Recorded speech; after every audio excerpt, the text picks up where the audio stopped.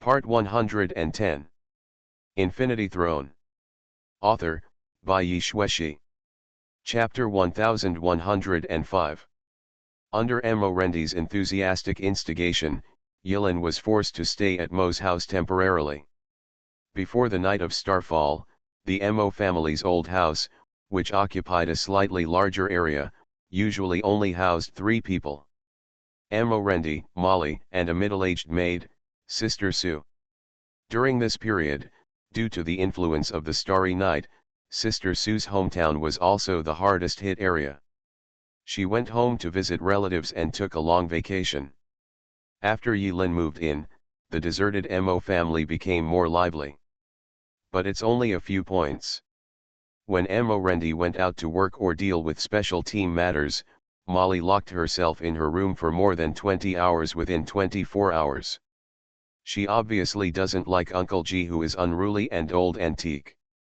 Molly always felt that Uncle G had some plot against her grandfather. These days, Yilin has some understanding of little Molly's situation. This was another side of Molly that he had never been exposed to before. Because Molly was too smart and found the content of school boring, she took all the final exam papers from junior high school and high school in front of the teacher to get full marks, and let each science, education, and research group take turns as if it was a ring competition. After the question battle ended with Molly getting perfect scores, she graduated early and received her diploma. In short, she is now dropping out of school at home. Be a homebody. After her parents died, Molly stopped interacting with other people, but she looked dragging on the outside and didn't look sad. Mo Rendi had nothing to do about this and could only let Molly do this.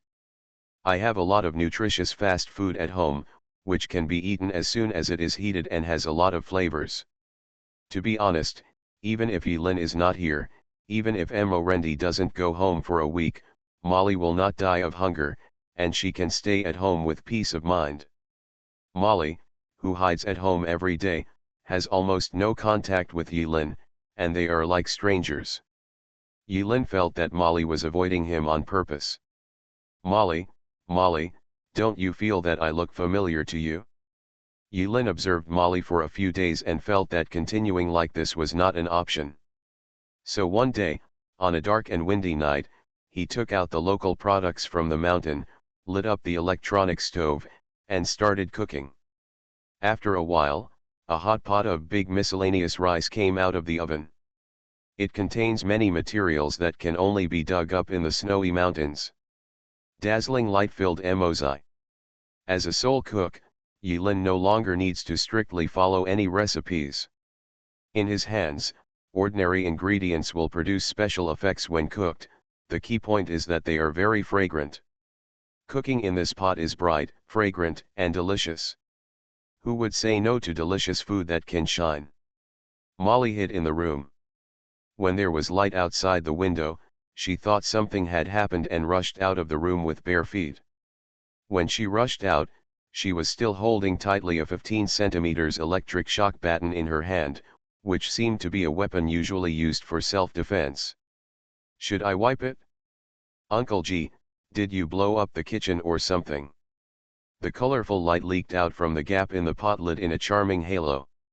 At this moment, Yilin was like a god descending to earth, holding a pot of light, full of sacred aura. Molly felt that the next second, this guy would lift the lid of the pot with a smile, and then say, "Look, it's full of light inside." Yilin said with a straight face, "Want to eat?" He put a pot of cooking that he had just named Snow Mountain 38 Fragrance Harvest Stew on the table. Little Molly stayed for a few seconds, and the crystal clear saliva slid from the corner of her mouth. She quickly wiped it. Little Molly originally wanted to be stubborn, reserved, and hesitant, but she had no choice. The fragrance that filled the whole room was so fragrant that she quickly gave up her resistance and lowered her head dejectedly. "I want to eat." "Call Uncle." "Uncle." "Yeah, be good." Yilin smiled and touched little Molly's head. Seeing the bad-tempered Molly cowering in front of her so obediently, Yilin felt inexplicably happy. Don't think you dash. Molly couldn't help it anymore and was about to explode. Do you still want to eat tomorrow? Good uncle, Meng Meng wants to eat. Molly lowered her proud head again. So good. After eating, Yilin smiled and cleared the dishes in the room. Molly was wearing a tank top and short hot pants. She curled up her legs and buried herself in the sofa to watch TV. But obviously, her attention did not fall on the TV program. In just 1 minute, she had switched to more than a dozen programs. The contents broadcast on these programs are all similar. They are nothing more than publishing news about disasters in various forms, or experts in various fields, in interviews on different programs, putting forward their own views on the four towers and disasters, satellite crash, where did the disappeared people go, and other keywords. Unique understanding. After clearing away the dishes, Yilin opened the upper shelf of the kitchen cabinet and placed a pair of intact hand-brewed coffee utensils inside. In the cabinet on the other side, there are 4 types of coffee beans marked with different roasting levels in sealed jars: light roast, medium roast, dark roast, and not yet roasted. The surface of each glass jar is covered with sticky notes of different colors, which thoughtfully indicate the origin and variety of each coffee bean, as well as the date of roasting. The last signature on the note: husband, okay. In a society where even hamburgers can be generated with one click, this set of pure hand-cranked coffee tools can be said to be of the retro style.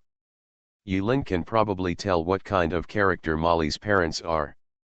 He silently poured out a handful of beans, put it to his nose, smelled it, and began to grind it. Ka dash. The sound of grinding echoed in the hall where the two were alone. 92 degrees Celsius constant temperature, boiling water, pour. He liked the bitter taste, and of course, so did Molly. Steamed. Drip extraction, timing. 3-knife flow brewing. Techniques are only auxiliary. Yilin has always been very casual about making coffee. There was a flash of light. Strictly speaking, coffee also belongs to the category of cooking. Yilin sat down on the other corner of the sofa with 2 cups of coffee. He took a sip while it was hot. Well, it tasted good. Don't think I don't know. You have a purpose in getting close to Grandpa. The relationship between Molly and Morendi is like an eagle catching a chick. Well, now Molly is an eagle protecting its calf.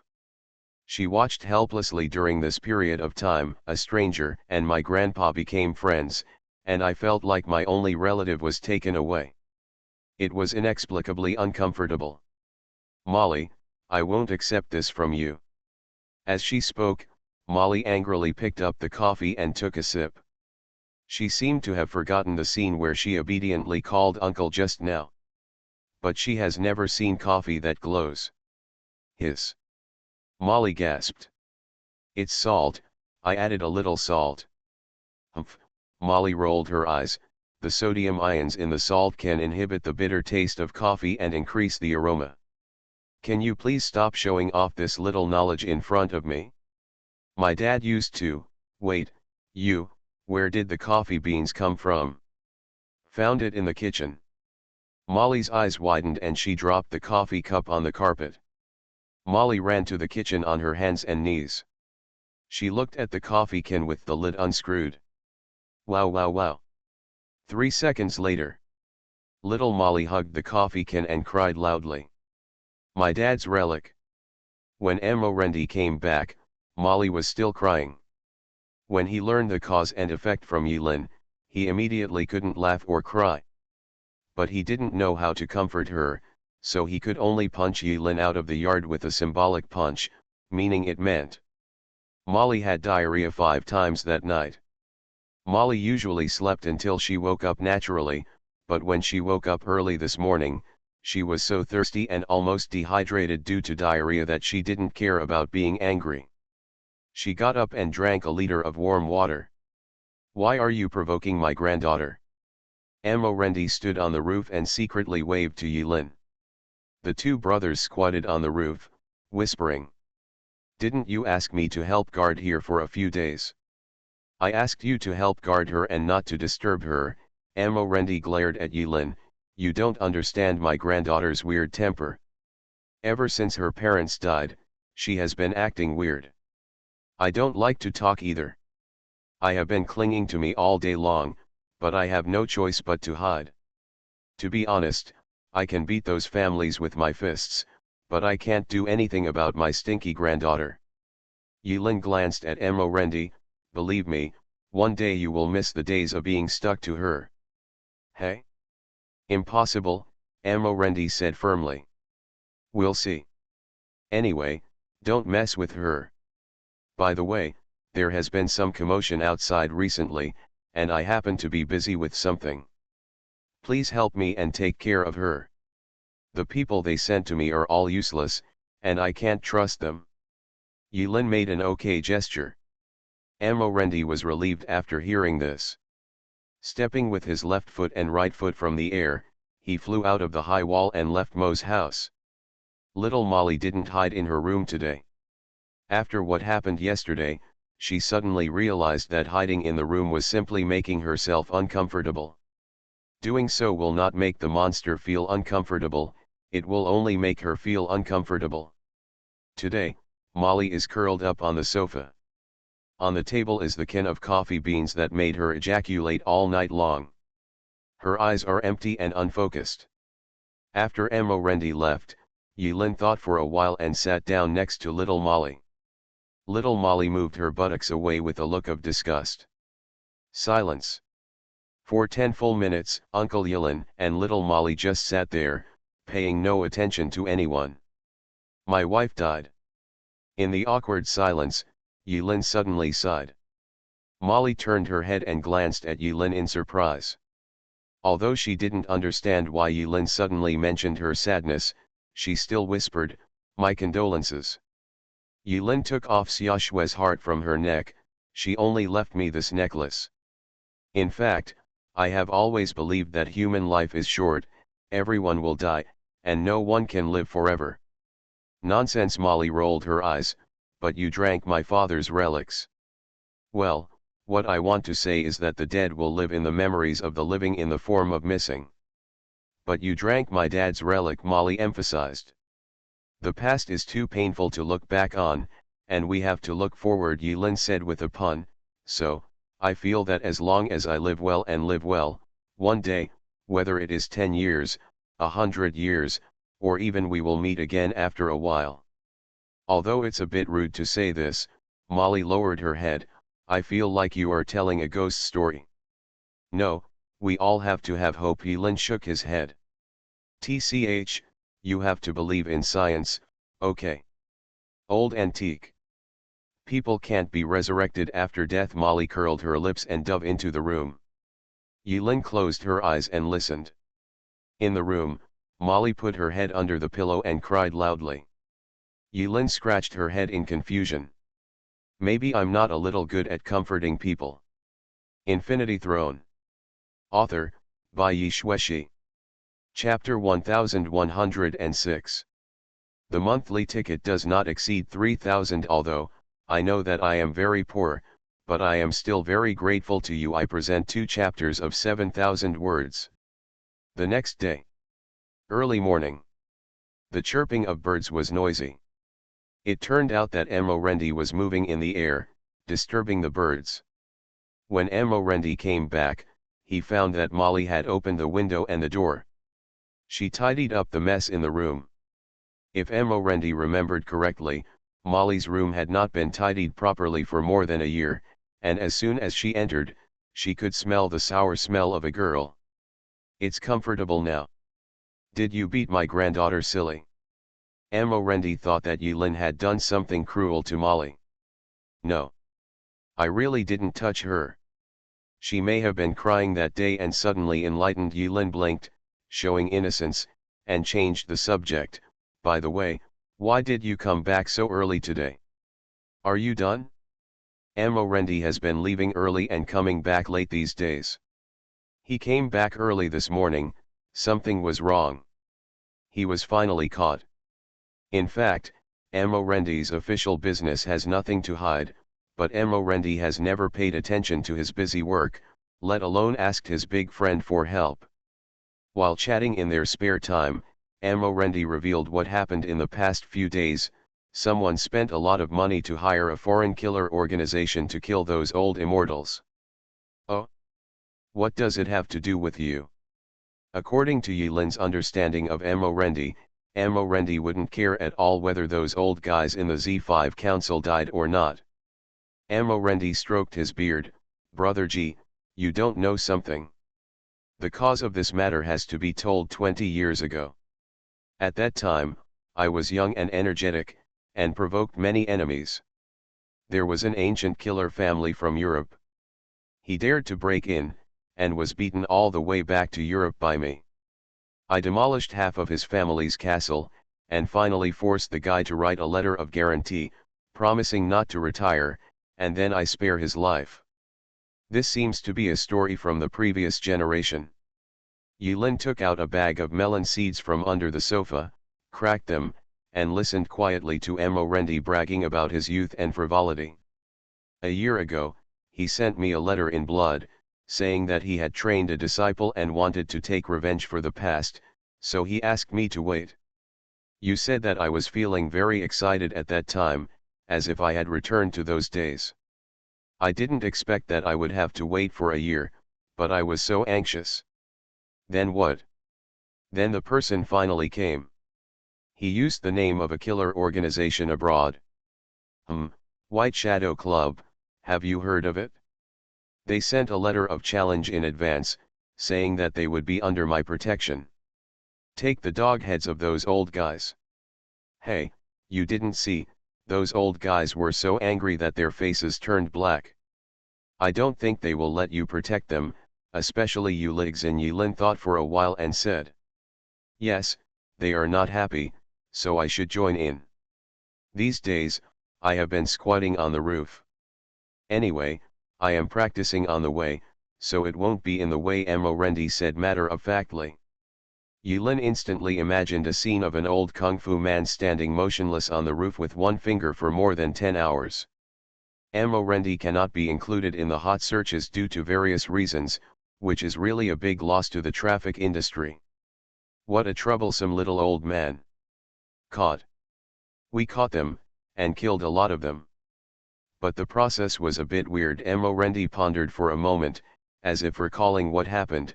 The identity of the weirdest person was also found out, and he had a passport. But it should be a pseudonym. It's called Pangenji. Things are simple. Pangenji was caught on the way to assassinate the Z5 Council. As for what Rendi said was that the process was a bit weird, Yilin asked Rendi to understand the cause and effect on the way to the prison where Pangenji was held.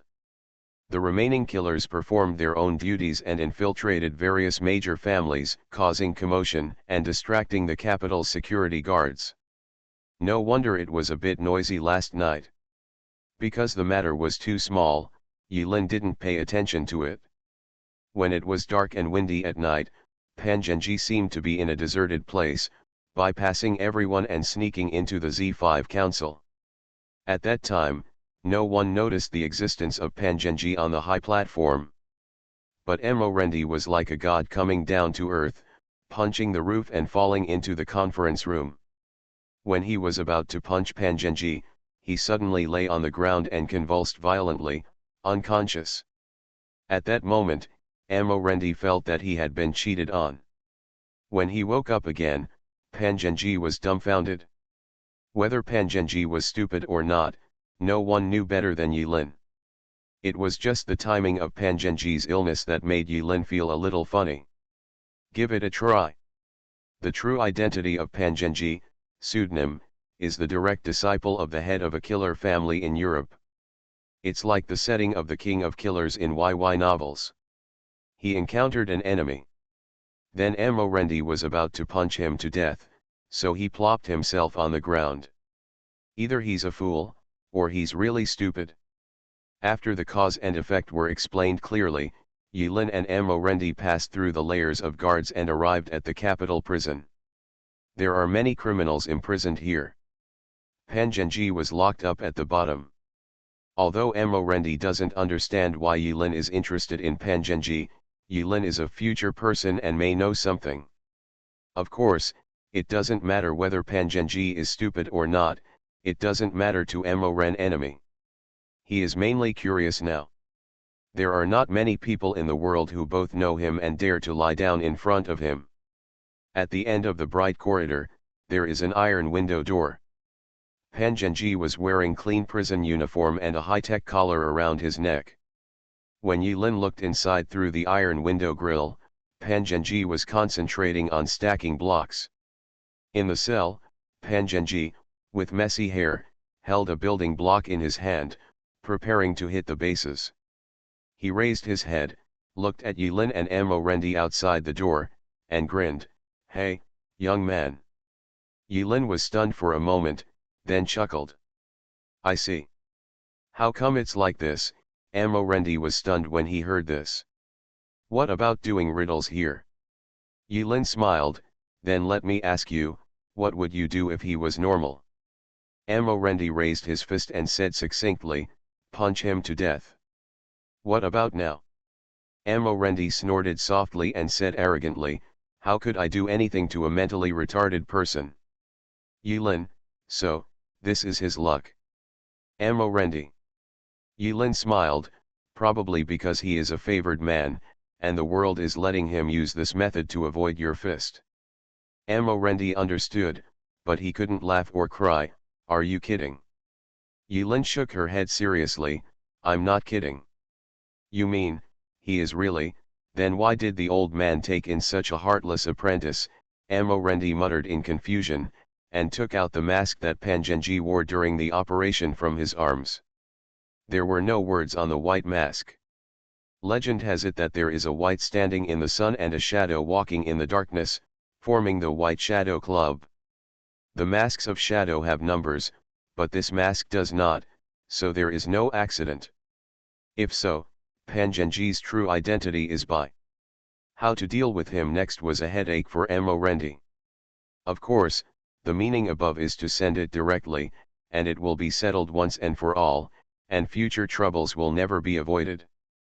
It doesn't matter if he is stupid or not, just kill him, it's no big deal. These are troubled times, and the higher authorities don't want to cause trouble. I suggest not. Yilin waved his hand. I have every reason to suspect that if someone carries out his death penalty in the capital, something unpredictable will happen. Earthquakes, serial accidents, fires, more serious things may happen. There will be meteorites falling from the sky. Morendi lowered his head and thought. He felt that what his old friend said was outrageous. But Morendi recalled the weirdness at that time.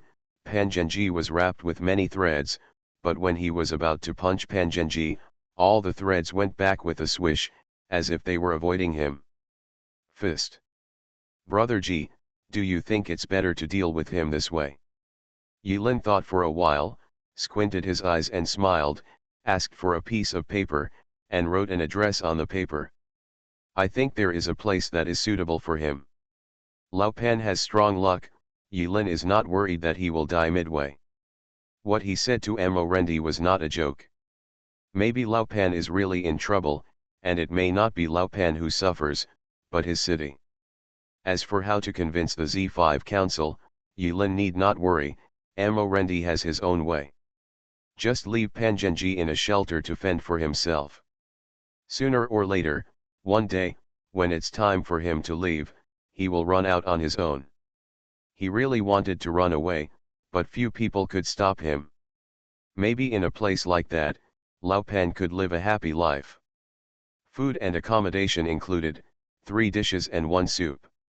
It's just that without Yilin in this world, there will naturally be no subsequent accidental encounter between him and Pan Zhenji. After leaving the cell, Yilin did not go back to Mo's house or Sushan, but came to Qingcheng. He has lived here for many years, and this small city always makes him feel inexplicably nostalgic. Walking on the road. A roaring police car passed Yilin. In the car sat a tall, old detective with a dry and serious face. The old detective glanced at it from the corner of his eye, looking slightly startled. "Boss Su, what's wrong?" Su Xiong stretched his neck and looked out through the window. The strange man had disappeared. He shook his head. "Maybe I stayed up late last night and my eyesight was dazzled. This is not a movie shooting base, so how could I dress up in ancient clothes and run around on the street?" "Huh? Wearing ancient costumes? With all due respect, Boss Su. I have an ancient secret recipe passed down from my family. Add wolfberry, red dates, and some ginger, Chinese angelica, cooked remenya and wild ginseng. Take it soaked in warm water and take it 3 times a day. It can nourish the kidneys and strengthen yang. 7 times a night, it is no longer a dream. Roll." Yilin took a detour. There was an unknown couple living in the apartment where he used to live. Well, without him. Humming a song, Yilin came to Xiao 11's home. Of course, the whole world is her home, but she chooses to live here. Humph, a mere god. Knock on the door. "Alala administrator, you are here. Xiao 11 has been waiting for you for a long time." The soft voice of a young woman takes the lead. Yilin walked into Xiaoxi's bedroom. The room was filled with a girlish atmosphere. Pink color. Yilin didn't know whether to be thankful that our goddess had a girl's heart. Hug. The goddess 11, who was wearing pajamas, stretched out her hands to Yilin. Yilin expressionlessly began to clock in her daily tasks. Hug, lift high again. Daily tasks, square root. Yilin desperately threw the goddess back on the soft pink bed and rolled up her long sleeves. Xiao 11 narrowed her eyes. "Huh? What do you want to do?" "Without." Yilin silently put her sleeves back. Xiao 11 sat up straight. Now that Xiao 11 was tall enough to sit on the edge of the bed, her feet could not reach the ground. She let her 2 white feet sway back and forth, as if she had read through Yilin's thoughts. He raised a finger to his li. "You are listening to novels at Bless Up channel. Wish you happiness and luck. Please subscribe to receive new novels. How do you feel about this novel? Please like and leave a comment." Infinity Throne. Author, by Yi Shueshi. Chapter 1107. Xiao 11 said that understanding the structure of a ship is a required course for an administrator. When she heard this, Yilin almost couldn't help but push Xiao 11 on the bed and spank her, 3 times on the left and 4 times on the right. "You are so early in education." But Yilin honestly brought a small stool, sat in front of Xiao 11, and listened quietly. The tool's mother made black coffee and a cup of hot milk. Yilin drinks coffee and Xiao 11 drinks milk. The tool man made a sound like "ah la la," exited the room, and locked the door. "Come." Xiao 11 waved to Yilin. Head. Yilin leaned her head forward. Xiao 11 stretched out her finger and touched Yilin's head. Small blue light spots turned into ripples on Yilin's forehead, fainted and disappeared without a trace. The corresponding information is transferred to the administrator's log. Yilin rubbed his forehead, and while digesting the huge number of term explanations, he couldn't help complaining, "Speaking of transmitting data, does it have to be by poking the forehead?" "No need, sip sip sip." Xiao 11 sucked hard and shook her head, "But, I like to poke." Yilin glared at Xiao 11. Xiao 11 blinked with an innocent expression. Yilin retreated. "I'm leaving first." Yilin digested the data and tried to understand it by herself. With a flick of her finger, she sent the log of this period to Xiaoxi. Xiao 11 accepted it happily. Yilin turned around and saw our goddess 11 twisting around on the pink quilt like a caterpillar. From this point of view, the report generated by the administrator made her very dissatisfied. Yiren leaves. The world is like a box. In the box, there are various rules that run everything in the box. When this box floats on a river, it becomes a boat. Rules can be made. The sun, moon, and stars, mountains and rivers, birds and beasts, fish, insects and flying kites, the evolution of living things, the forms of insects, all visible or invisible, everything, whether macro or micro, actually follows a certain rules are in operation. God created the rules, and humans discovered the truth revealed by God through various means. This is science. Yulin thought of reincarnation. That is probably also a rule that allows people in the next world to reincarnate. For the sake of layout, Zioxy took away the rules of reincarnation and twisted it into a 3-life stone. In Yulin's memory, the world seems to be going downhill. The reproduction rate of organisms has declined, rare animals have gradually become extinct, vegetation has been destroyed, and the environment has been polluted. And now, Yulin knew the reason. It's not because of human overexploitation, nor what scientists call lack of harmony between man and nature, or the damage left over from nuclear war, but because the source of this ship is being decomposed and consumed, sooner or later. When the source in this ship is exhausted, everything human beings know will come to an end. To handle these unimaginable rules of data magnitude, we need an existence similar to artificial intelligence that can run autonomously. This existence, in professional terms, is the navigator. The navigator is the will of the world. It is like a perfect machine, faithfully running the preset programs and rules, so that the world can continue to run. In the tutorial transmitted to him by Xiao 11, the person who is now the navigator is 11 Paradise. In short, when Yulin looked at the world from the perspective of an administrator again, the world in his eyes was very different. Yulin always felt that Xiao 11 still hid a lot of things that she didn't say. After Morendi finished his work, he continued to take care of Molly. After Molly cried her heart out, she seemed to be a changed person.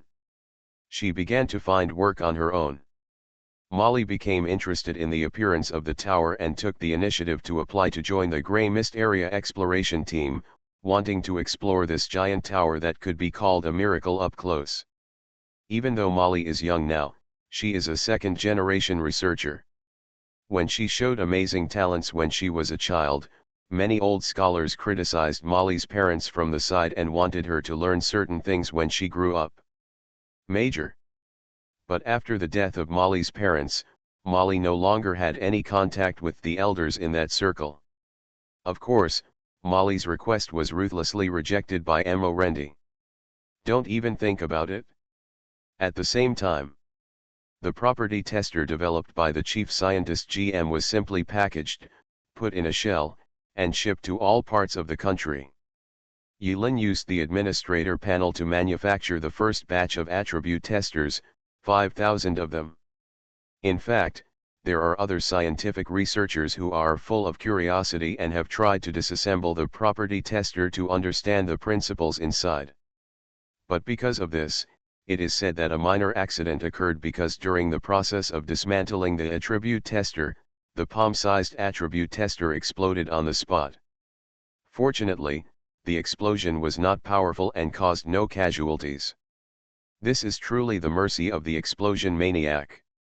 If 2111 is a disaster year / then 2112, for ordinary people in this country, is a magic year. Across the country, post-disaster reconstruction efforts are in full swing. In a short period of time, the upper class vigorously and resolutely implemented a reform that can be called subversive. The talent selection system that had lasted for thousands of years and was once called the imperial examination system and now is called the examination system was abolished. It was banned in the blink of an eye. Without any warning, repeated meetings and discussions, and without soliciting public opinion, the superiors ordered the cancellation of college entrance examinations, junior high school entrance examinations, mock examinations, and primary and secondary school entrance examinations, and directly used a machine called an attribute tester to select talents. It was implemented that year, and the college entrance examination in 2111 became the last one in history. June. Networks in various cities are exploding. Different voices appeared on forums or in major programs. 5,000 years of our ancestors have used bloody history to prove the superiority of the examination system. This policy is definitely a major setback in human history. Is the cyberpunk era here? Last year I heard that prosthetics for civilian use were ready to be launched. More than just a prosthetic limb, I heard that a hospital in Haiting City successfully completed a perfect replacement surgery for a prosthetic stem 2 months ago. It contains a small motor with 32 different power levels and material simulations, as well as temperature control. It is also 500 m professional diving grade waterproof, with no electricity leakage or air leakage. As long as there is electricity, perpetual motion can theoretically be achieved. This era should be called cyberpunk. Ha ha ha. First clam today. Laughing like a pig in broad daylight. Can you believe this news? Isn't this the news released by the temporary workers? Anyway, I don't believe it. It's already 2112. Didn't some people say before that humans will enter the cyberpunk society in 2077? Isn't this ridiculous? Whoever believes it is stupid. Nonsense. It's impossible for my child's mental attribute to be only 1.8. This broken machine must be malfunctioning. That's right. My child was in the top 50 in all exams from junior high school to high school, but he is still not as good as the kid next door who plays games all day long. Do you think I would believe it? What kind of future can there be for someone who breaks the game? That is. We pay so much money every year for tutoring classes, so why should the exam be cancelled? Have you asked our parents for their opinions? Have you considered the feelings of our taxpayers? Not to mention it's an exam. Have you heard that there are reports that the high-altitude magnetic field is turbulent and aviation safety cannot be guaranteed, and the demolition of the airport next to my home has begun? My posts have been deleted more than 10 times. You didn't even tell me, right? I have to say it. If you have the guts, just do it. Has the network cable upstairs been unplugged? Careful burial, friends. Finished, pulled out another one. All kinds of voices came out, whether they were objections, doubts, wonders, or agreements. All the voices turned into a mess. But the chaos didn't last long. 3 days passed. Nationwide internet outage. There are reports that satellite debris has destroyed most of the signal towers across the country, and repairs are ongoing. This emergency repair work was not completed until late June. One after another, cities have entered the large LAN era. There is no voice of opposition on the internet. Some enthusiastic people have made comments on the internet such as, if you can't say it, just pull out the network cable, right? S remarks were intercepted by Tianzu number 1 in less than a second. Tianzu number 1 is said to be an AI program that intelligently manages regional block networks. It has more than 100 layers of firewalls and can efficiently and quickly intercept all kinds of network attacks and comments from outside or inside. This program, the genius girl Molly had a hand in writing some of the code. It was a bit secretive after all. July 2112. The first batch of chosen ones who received excellent evaluations under the Attribute Tester test were born. When they take the electronic version of the admission notice of key universities and even the employment contract of the popular position after graduation and put it on the internet to show off to their peers and their parents, they still miss the beautiful old times. People, it's like waking up from a dream. Times have really changed. In August of the same year, Molly, who lives at home, actually received an admission notice. The letter said, she was invited to participate in a scientific research project on forbidden air zones as an intern researcher while attending Capital University's new discipline Tower Studies major. The invitation letter said that Molly had the right to use part of the research content as material for your graduation thesis. Yes, even the materials for the graduation thesis have been thought up for Molly. The initiator of the project used to be a veteran engineer in the aerospace field. However, after the emergence of the Forbidden Air Zone, aerospace lost his job and turned to the emerging semi-research discipline, tower science. He said in the invitation letter, scientific research is about constantly challenging unknown areas. Molly was flattered when she received the invitation. Uncle G, do you think this is strange? Yulin is roasting a bird from the snowy mountains in Rendi's yard. Molly came here because she smelled the fragrance, and she didn't know who to talk to about this matter. During this period, her relationship with Uncle G tended to ease, although Molly didn't expect anything from Uncle G, an old antique opinion, but she mentioned it casually while nibbling on the fragrant meat skewers. Go ahead. It's more interesting than reading those boring time travel hypothesis books. Yulin encouraged with a smile. What's wrong with time travel? Is there a problem? Molly raised her chest and questioned Uncle G's words. I just wonder if there is another parallel time and space outside our world, and there, my father, Mom, they are still alive and well. Halfway through, Molly suddenly became speechless and bit her bones. After a while, Molly shook her head vigorously. Don't get me wrong, I'm not sad for a long time. Ever since you took my dad to after grinding the relics into powder and drinking them. Didn't you drink it too? You were all diluted, but I digested it well without any waste. Yulin was puzzled, but under Molly's murderous gaze, Yulin quickly changed the subject. Ahem, past events, no need to mention it again. In short, the reason why science is because it must go through a rigorous process of proposing hypotheses, argument, experiments, and drawing conclusions. There are no observers in time and space travel, so time and space travel has always been. They are all hypothetical and cannot become science. To be honest, Molly is indeed a little interested in tower science. The reason for her interest is not simply because it is an emerging subject. In Molly's eyes, she believed that this was a supernatural and mysterious phenomenon. But because of this, after she was rejected when she signed up to join the Grey Mist Area Exploration Team, she had been brooding about it. She didn't expect to be invited. The letter was delivered. Do you think the other party deliberately sold this face to Rendi because you are the granddaughter of Rendi? Little Molly hesitated for a moment, unable to hide the trouble on her face, and nodded. Don't make trouble, you are a genius with a mental attribute of over 7.0. Yulin touched little Molly's head. You have to have confidence in yourself. Really? I always think that stuff is inaccurate. Don't you think it's tacky to have the title of chief scientist? I don't know where this guy came from, Molly murmured in a low voice. Yulin's face turned dark. Infinity Throne. Author, by Yi Shueshi. Chapter 1108. September 2112. Little Molly returns to school. I was in a special recruitment class. The day before school started, the family sent Molly off. Of course, the family mentioned here is only Rendi and Uncle G.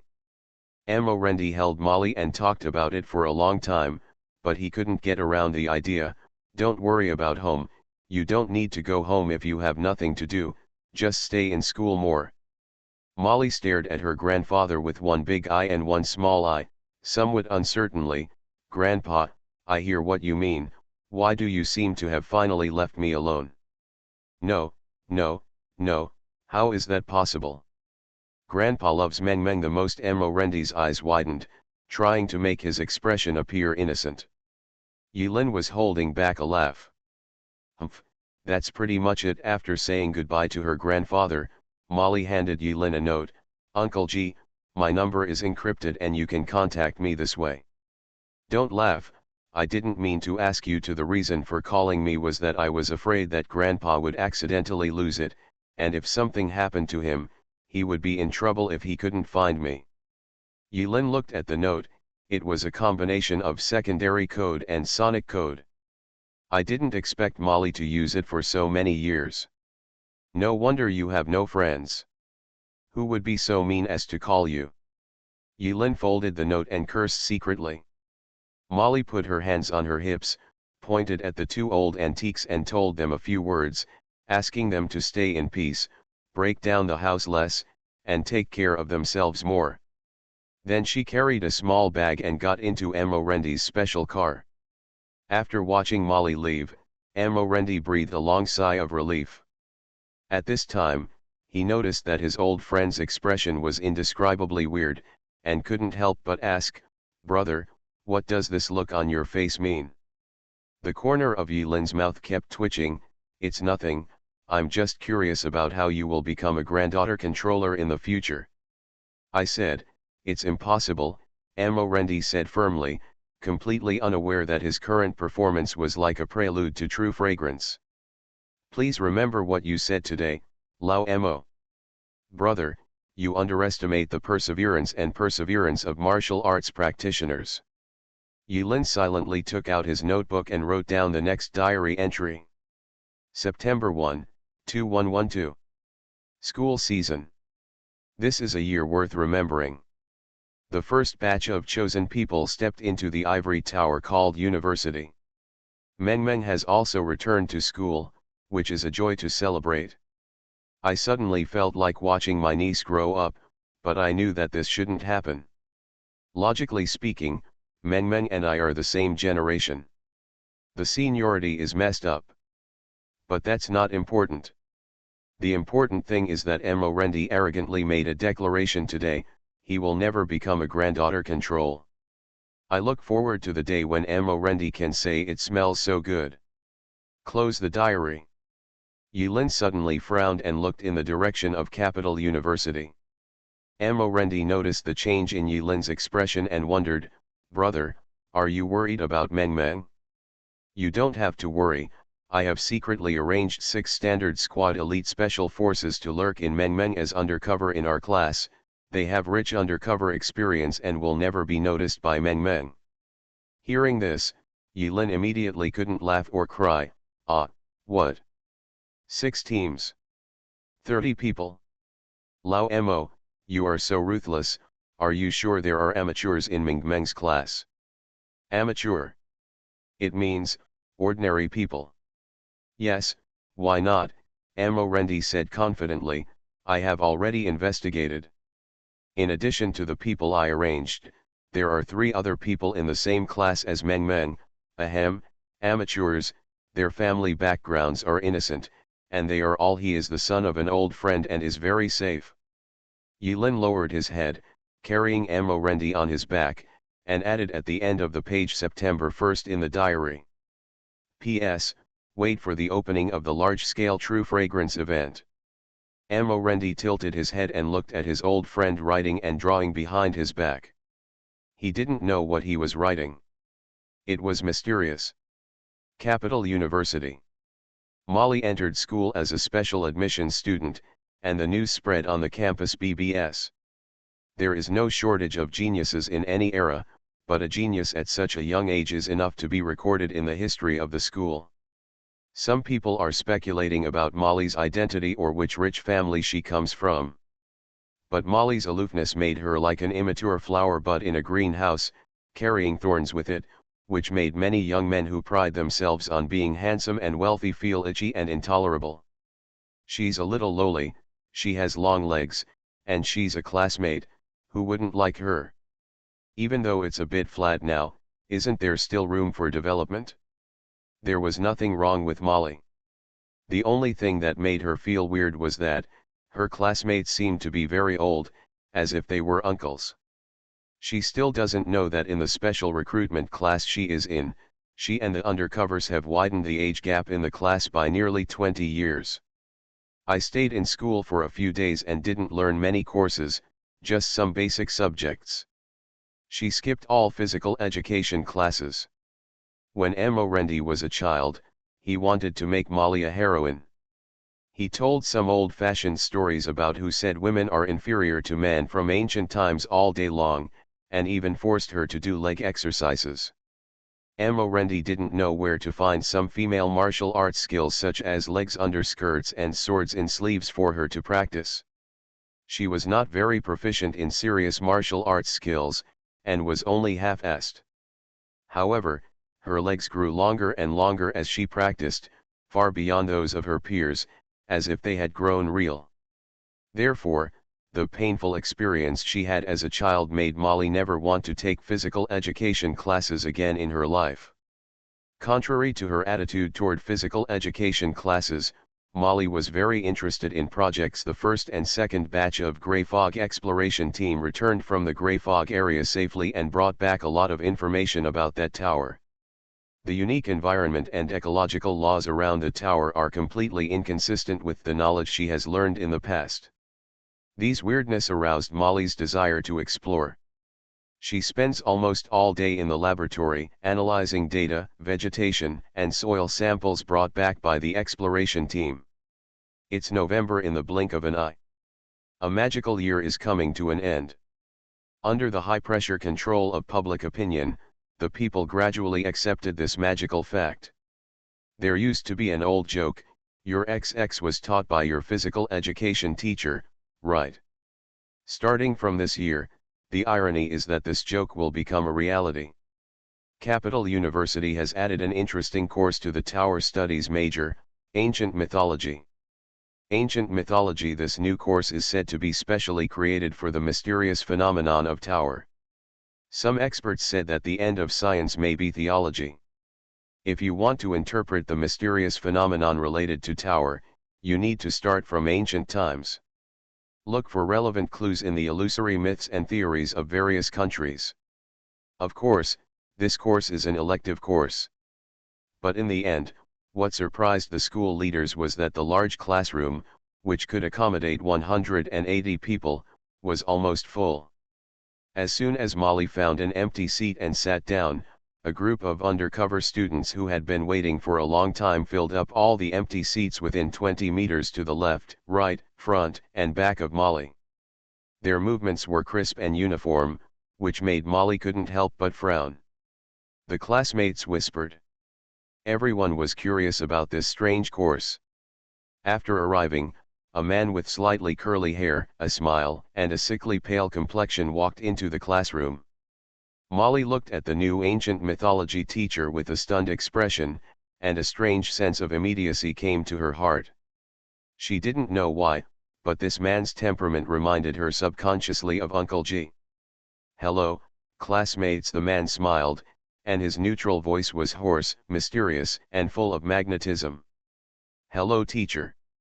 The man turned around, grabbed the electronic pen and wrote 2 words on the screen, Gu Qing Tian.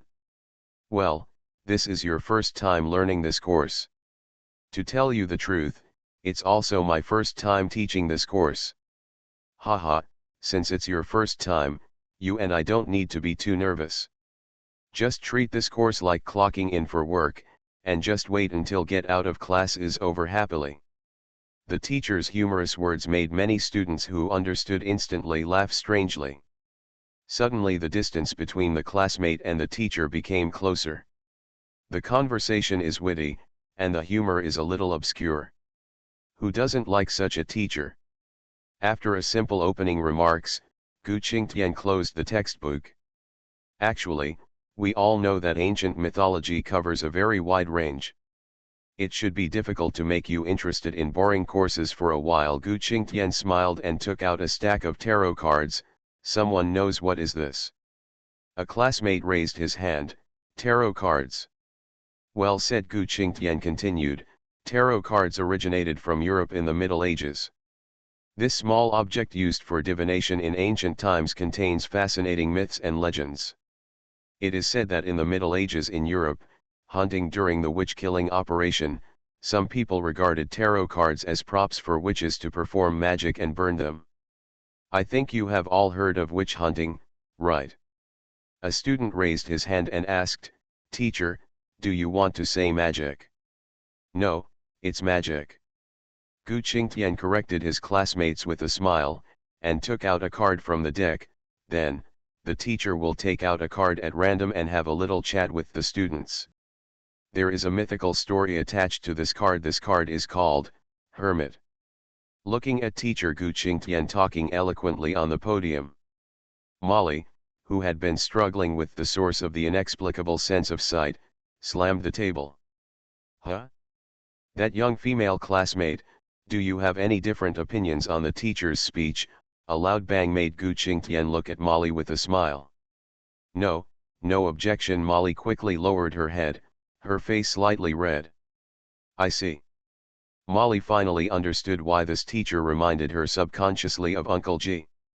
Their speaking styles and temperaments are very similar. A good sentence can be divided into 3 paragraphs and then half a sentence is hidden. Infinity Throne. Author, by Yi Shueshi. Chapter 1109. After Molly goes to school. Amorendi has nothing to do, which is quite boring. Although he is the 6th man who uses force to dominate the Z5 Council and is also the leader of the special team, in reality his official scope is just 2 words, beating people. Other details are almost ignored and left to be taken care of. By the way, this poor perpetrator is Zhao Yulong. The society gradually stabilized, and Amorendi became quiet. Yilin takes Amorendi back to the snow mountain. Amorendi once again experienced the teleportation method and said it was extremely enjoyable. This is much faster than my legs. Amorendi sighed with a smile. Humanity is evolving. Yilin and Amorendi stood side by side, overlooking the vast snow field. The falling fine snow did not touch the two of them. Yilin paused and smiled. Actually, I have never believed that the technological evolution route is wrong, but we have no time to explore it. But bro, you're not using technology. This is also a kind of science. Brother, I don't want to hear your nonsense. Amorendi shook his head, expressing disbelief. Just think I'm talking nonsense. Yilin took out the sealed dry firewood from the cave. With a shake of his wrist, he grabbed a raging fire and ignited the stacked dry firewood. The two had a barbecue on the top of Mount Everest.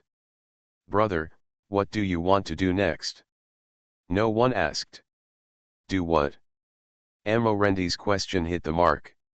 He is now living in the real world as an administrator, and he actually doesn't know what he should do.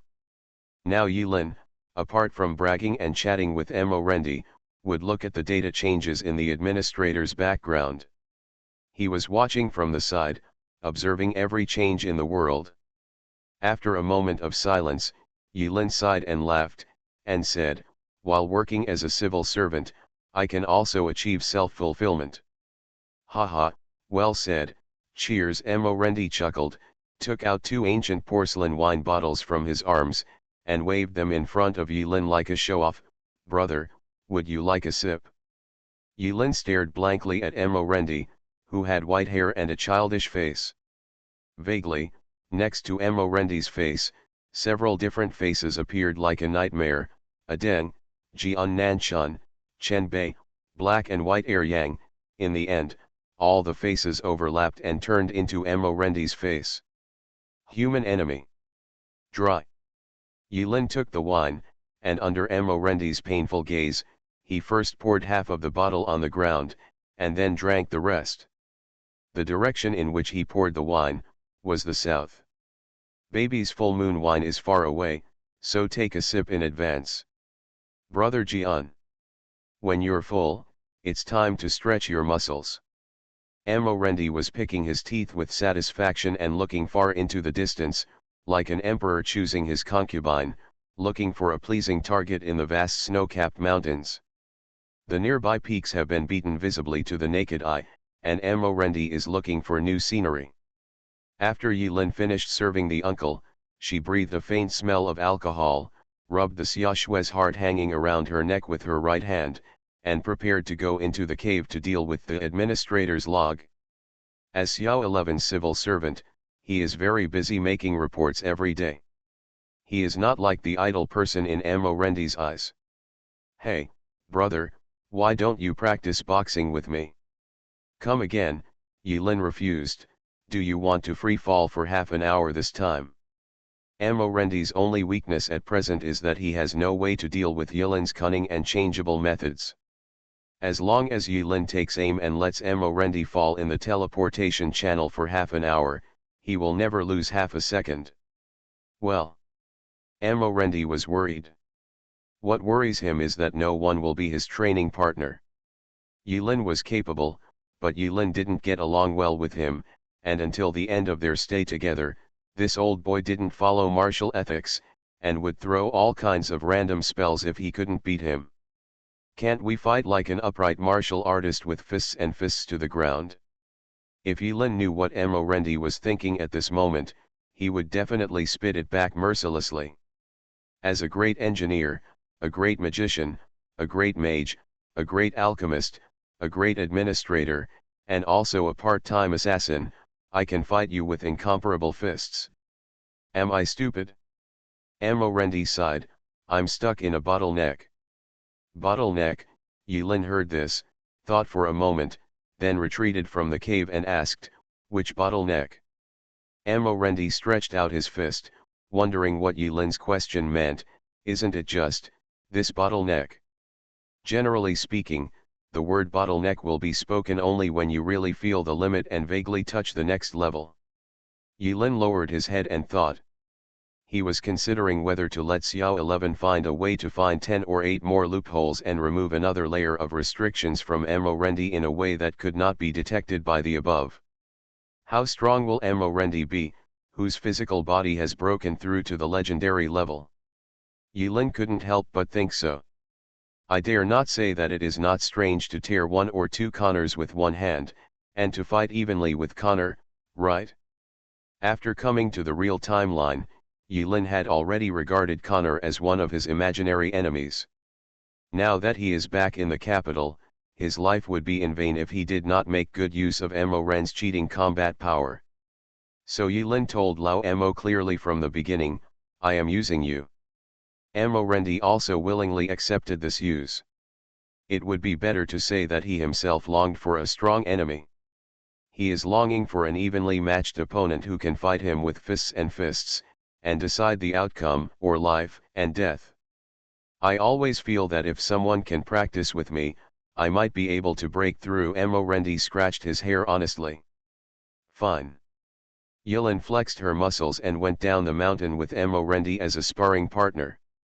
Before starting, Rendi gave Yulin a vaccination first. Let's make an agreement first, no magic is allowed. Okay, Yulin suddenly smiled and clenched his fists, punch to the flesh, right. Under Yulin's skin, the capillaries burst. The crystal clear blood followed the texture of Yulin's skin and formed complex lines. All the lines were shining with blood, and in an instant, Yulin's whole body shone like a pure red light district in the vast white snow. Rendi. This was an opening he had never seen before. Puff. Behind Yulin, the blood vessels ruptured, and the blood gradually solidified behind him, forming a blood wing with every feather like a sharp blade. Clang. Clang. Clang. The blood wings spread out, and the blade feathers rubbed against each other, making the sound of metal clashing. Defense, defense, defense. Crit technique, critical strike technique, critical strike technique. Acceleration, acceleration, acceleration. Fire coil, thunder coil, wind coil, frost coil, annihilation coil. That's almost it? Rays of light flashed across Yulin's body crazily. Thunder, strong wind, fire, ice, and elements of different colors surged on Yulin's fist.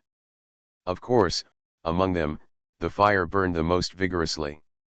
Rendi's expression changed, and he couldn't laugh or cry. Didn't you agree not to use magic? Spells, Yulin denied, I'm not using spells, I'm just adding buffs. Isn't it normal to add a set of buffs before fighting a boss? Yulin smiled and stretched out her wings. Under the scorching sun, on the snow-capped mountains, the stretched blood wings were 6 meters long. It looked like he was holding a 6-meter-long bloody sword behind his back. To tell you the truth, in addition to being a great engineer, a great magician, a great Qigong practitioner, a great mage, etc., I am also an ordinary assassin, Yulin said in a very determined tone, determined to take the opportunity to beat Mo. The enemy paused. Don't look at me suspiciously. To tell you the truth, this is what a real assassin is like. So now, let's fight with each other, old Mo. Now interrupting a news report, the Disaster Monitoring Department released the latest news in the Himalayas. The specific longitude and latitude are not yet clear. Between 12 o'clock and 1300 hours local time, multiple unexplained earthquakes have been detected in the area. The largest, the magnitude of the earthquake was estimated to be 7.2, with a minimum magnitude of 3.7. A generation resident along the mountain claimed that before the earthquake started, a mysterious light appeared in the direction of Mount Everest. The resident accidentally took multiple sets of mysterious photos of climate change. At present, it has not been initially ruled out that it is related to the appearance of the tower. The relevant departments are now preparing to send out an investigation team to find out the truth behind the unexplained vibration. Our reporter has just received the latest news. Relevant departments issued an urgent notice to refute the rumors there was no earthquake of any magnitude in the Himalayas. The person in charge of the relevant department who released the news not long ago has been suspended for observation. Please treat any news rationally, do not believe or spread rumors, and strive to be good, law-abiding citizens. Okay, let's continue with the news. Many experts claim that after the appearance of the four towers, human history has once again entered a special turning point. After the ad calendar, they suggest that the day when the four towers appeared defined as the beginning of a new era. Tower Era. You are listening to Novels at Bless Up channel. Wish you happiness and luck. Please subscribe to receive new novels. How do you feel about this novel? Please like and leave a comment. Infinity Throne. Author, by Yi Xueshi.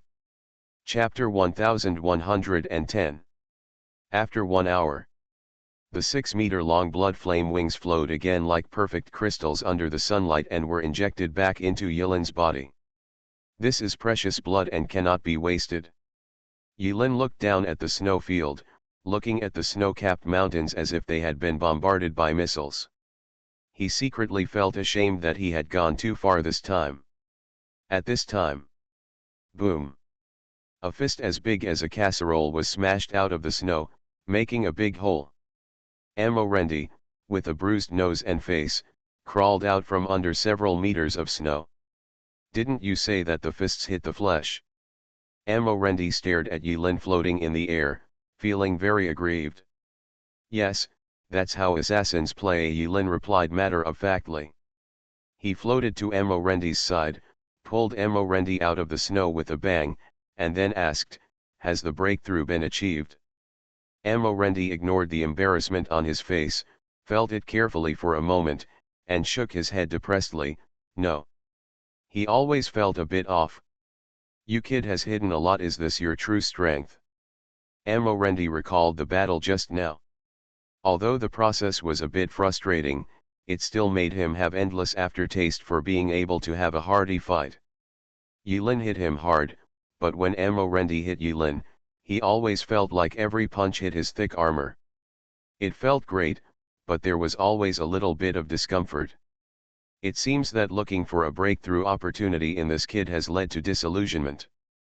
Well, it's almost the same, Yilin answered honestly.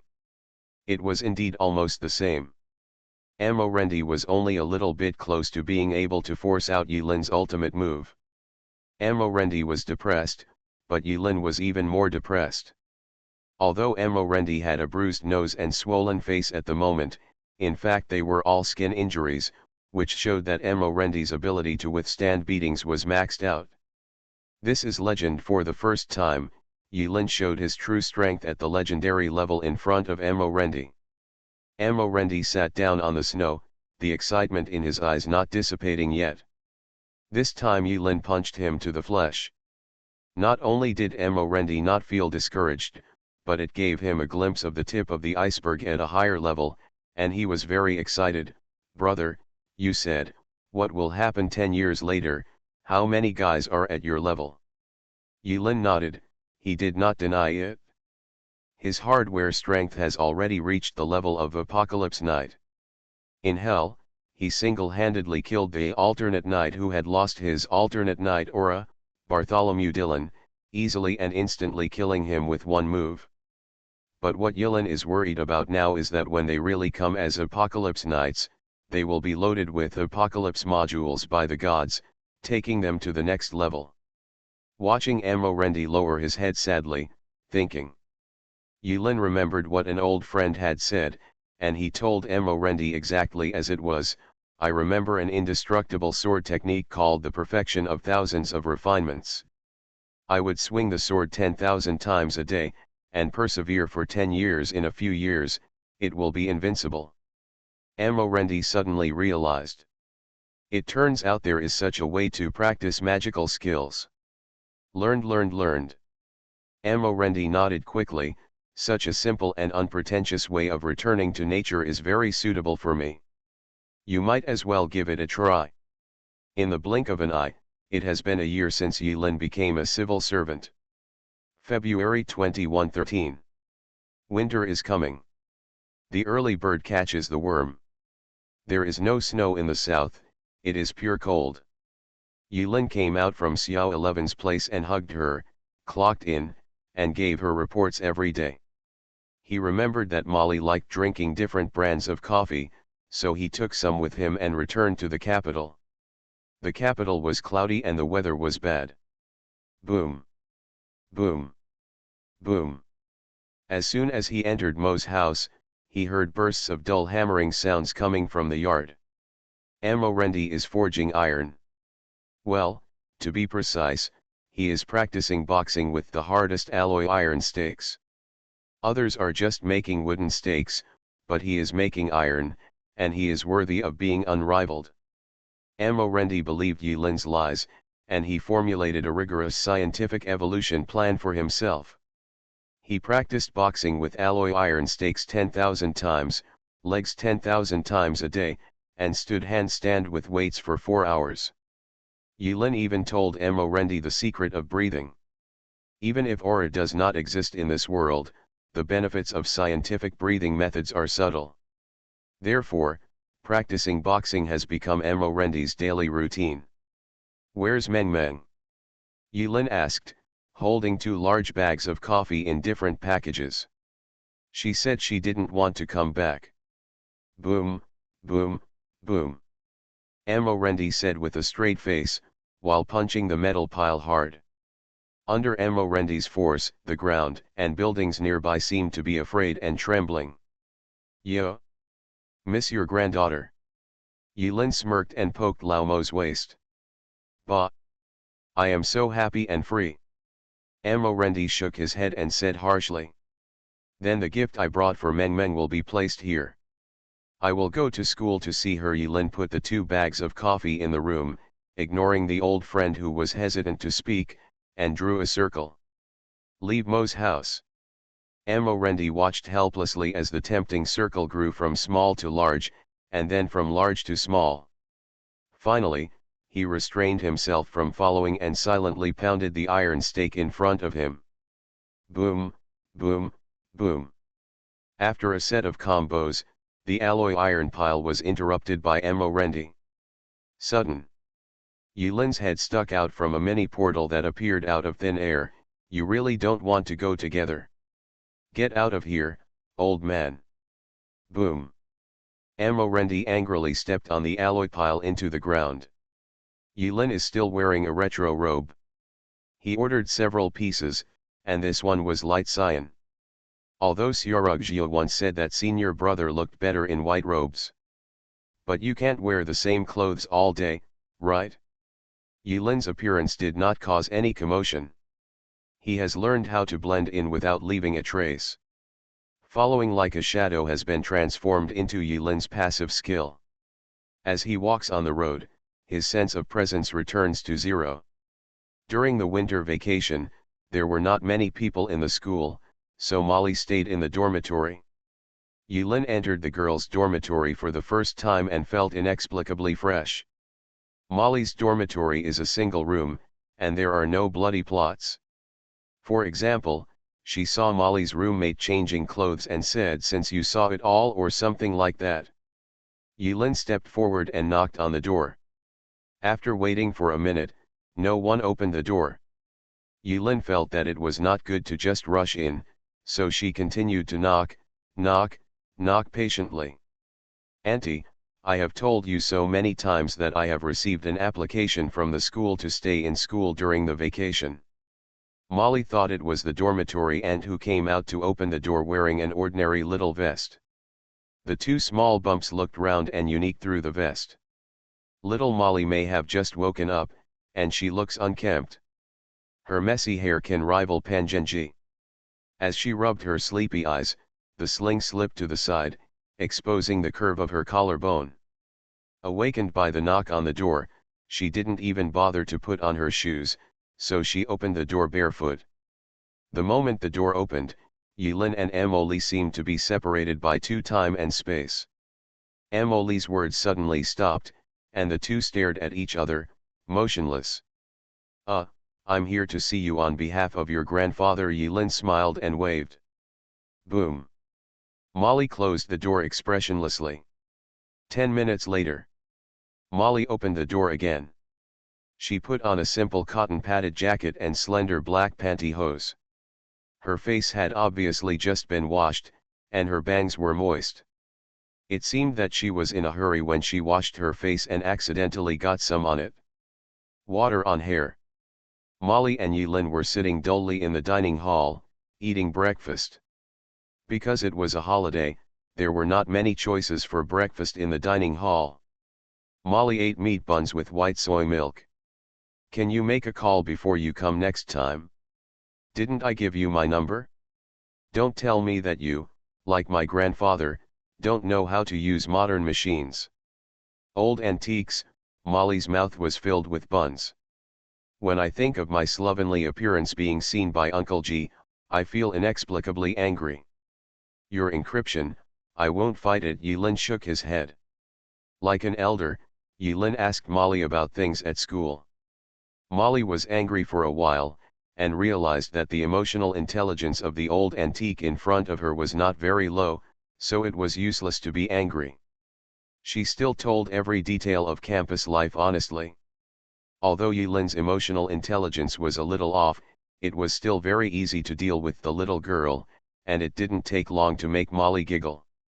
Ever since Yilin ground Molly's father's relics into powder and brewed it into coffee and drank it, perhaps unintentionally, the relationship between the uncle and nephew had eased to a certain extent. Although the relationship is weird and the seniority is a bit confusing, we can still communicate normally. Molly actually has two numbers, one is encrypted and is only used by relatives and friends. The other number is used on campus to contact teachers and students. She talked about her trivial troubles with Uncle G with a headache, saying that many boys used various reasons to add her number. "Oh, it's easy." Yilin took Molly's mobile phone and wrote down the number on it verbatim. "Huh?" Little Molly squinted her eyes. He felt that something was wrong with Uncle G's smile. "What are you going to do?" Yilin returned the phone to Molly with a smile. "Of course I will report it immediately. Harassing minors is illegal. Uncle G, I am a good law-abiding citizen." Molly. She didn't believe it. What Molly didn't know was that a few minutes later, some of the numbers reported by Yilin were fast asleep on the bed, and some were squatting on the toilet. They were all broken into and asked to go to a mysterious place for tea.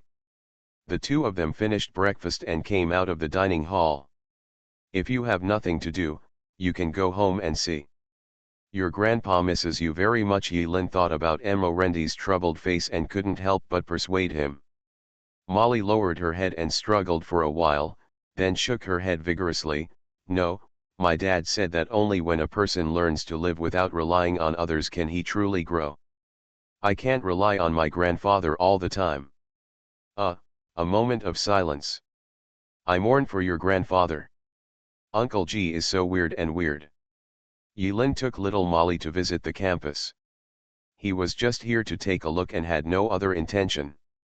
After walking around, Yilin was ready to send Molly back to the dormitory. He has noticed that there are many undercover students around Molly protecting her secretly, so it's not a big problem. At this time, a group of uniformed police officers passed by on campus. Why did the police come in? Molly wondered, and followed for a while with a pessimistic attitude. The police cordoned off a teacher's dormitory building. The police officers took out their guns and even used the riot squad. They fell from the roof along the steel wire and smashed the window of a certain dormitory. They threw tear gas and flash bombs in as if they were free. That seems to be the dormitory of the new teacher Gu Qingtian. Molly was stunned for a while and said to Yilin. Who are you talking about? Yilin suddenly stopped. Gu Qingtian, the new ancient mythology teacher in our school, is a weirdo. He doesn't teach seriously in class. He always likes to open the textbook and talk about tarot cards. However, it is said that he is quite popular with girls. As Molly said this, as soon as she turned around, she found that Uncle G had mysteriously disappeared from her side. Infinity Throne. Author, by Yi Xueshi. Chapter 1111.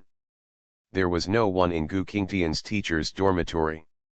To be precise, there are no living people.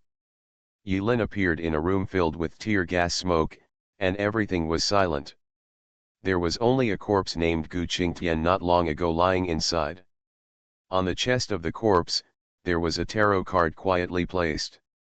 The tarot cards floated in front of Yilin, and the card showed, Pope. He. Yilin crossed the portal and appeared high above the capital.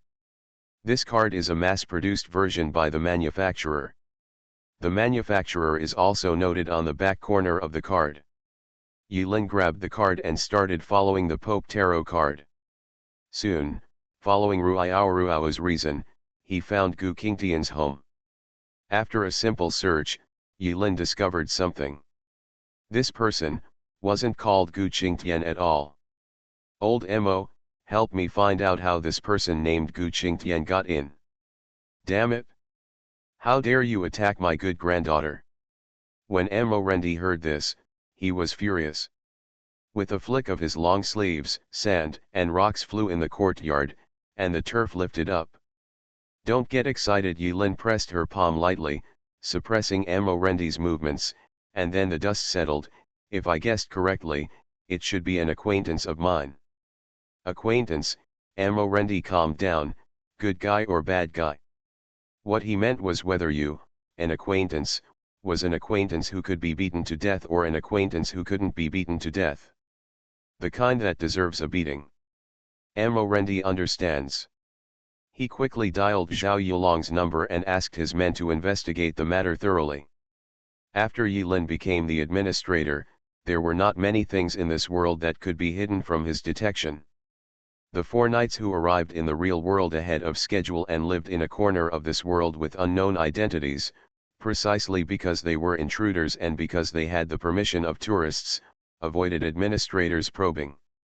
To put it simply, they are not under the management of Z1, and naturally they are not under the management of the administrator. This is no longer a question of strength or lack of strength, it involves a higher level game, and Yilin may not be able to grasp it. Be careful. Yilin thought of this and reminded her seriously.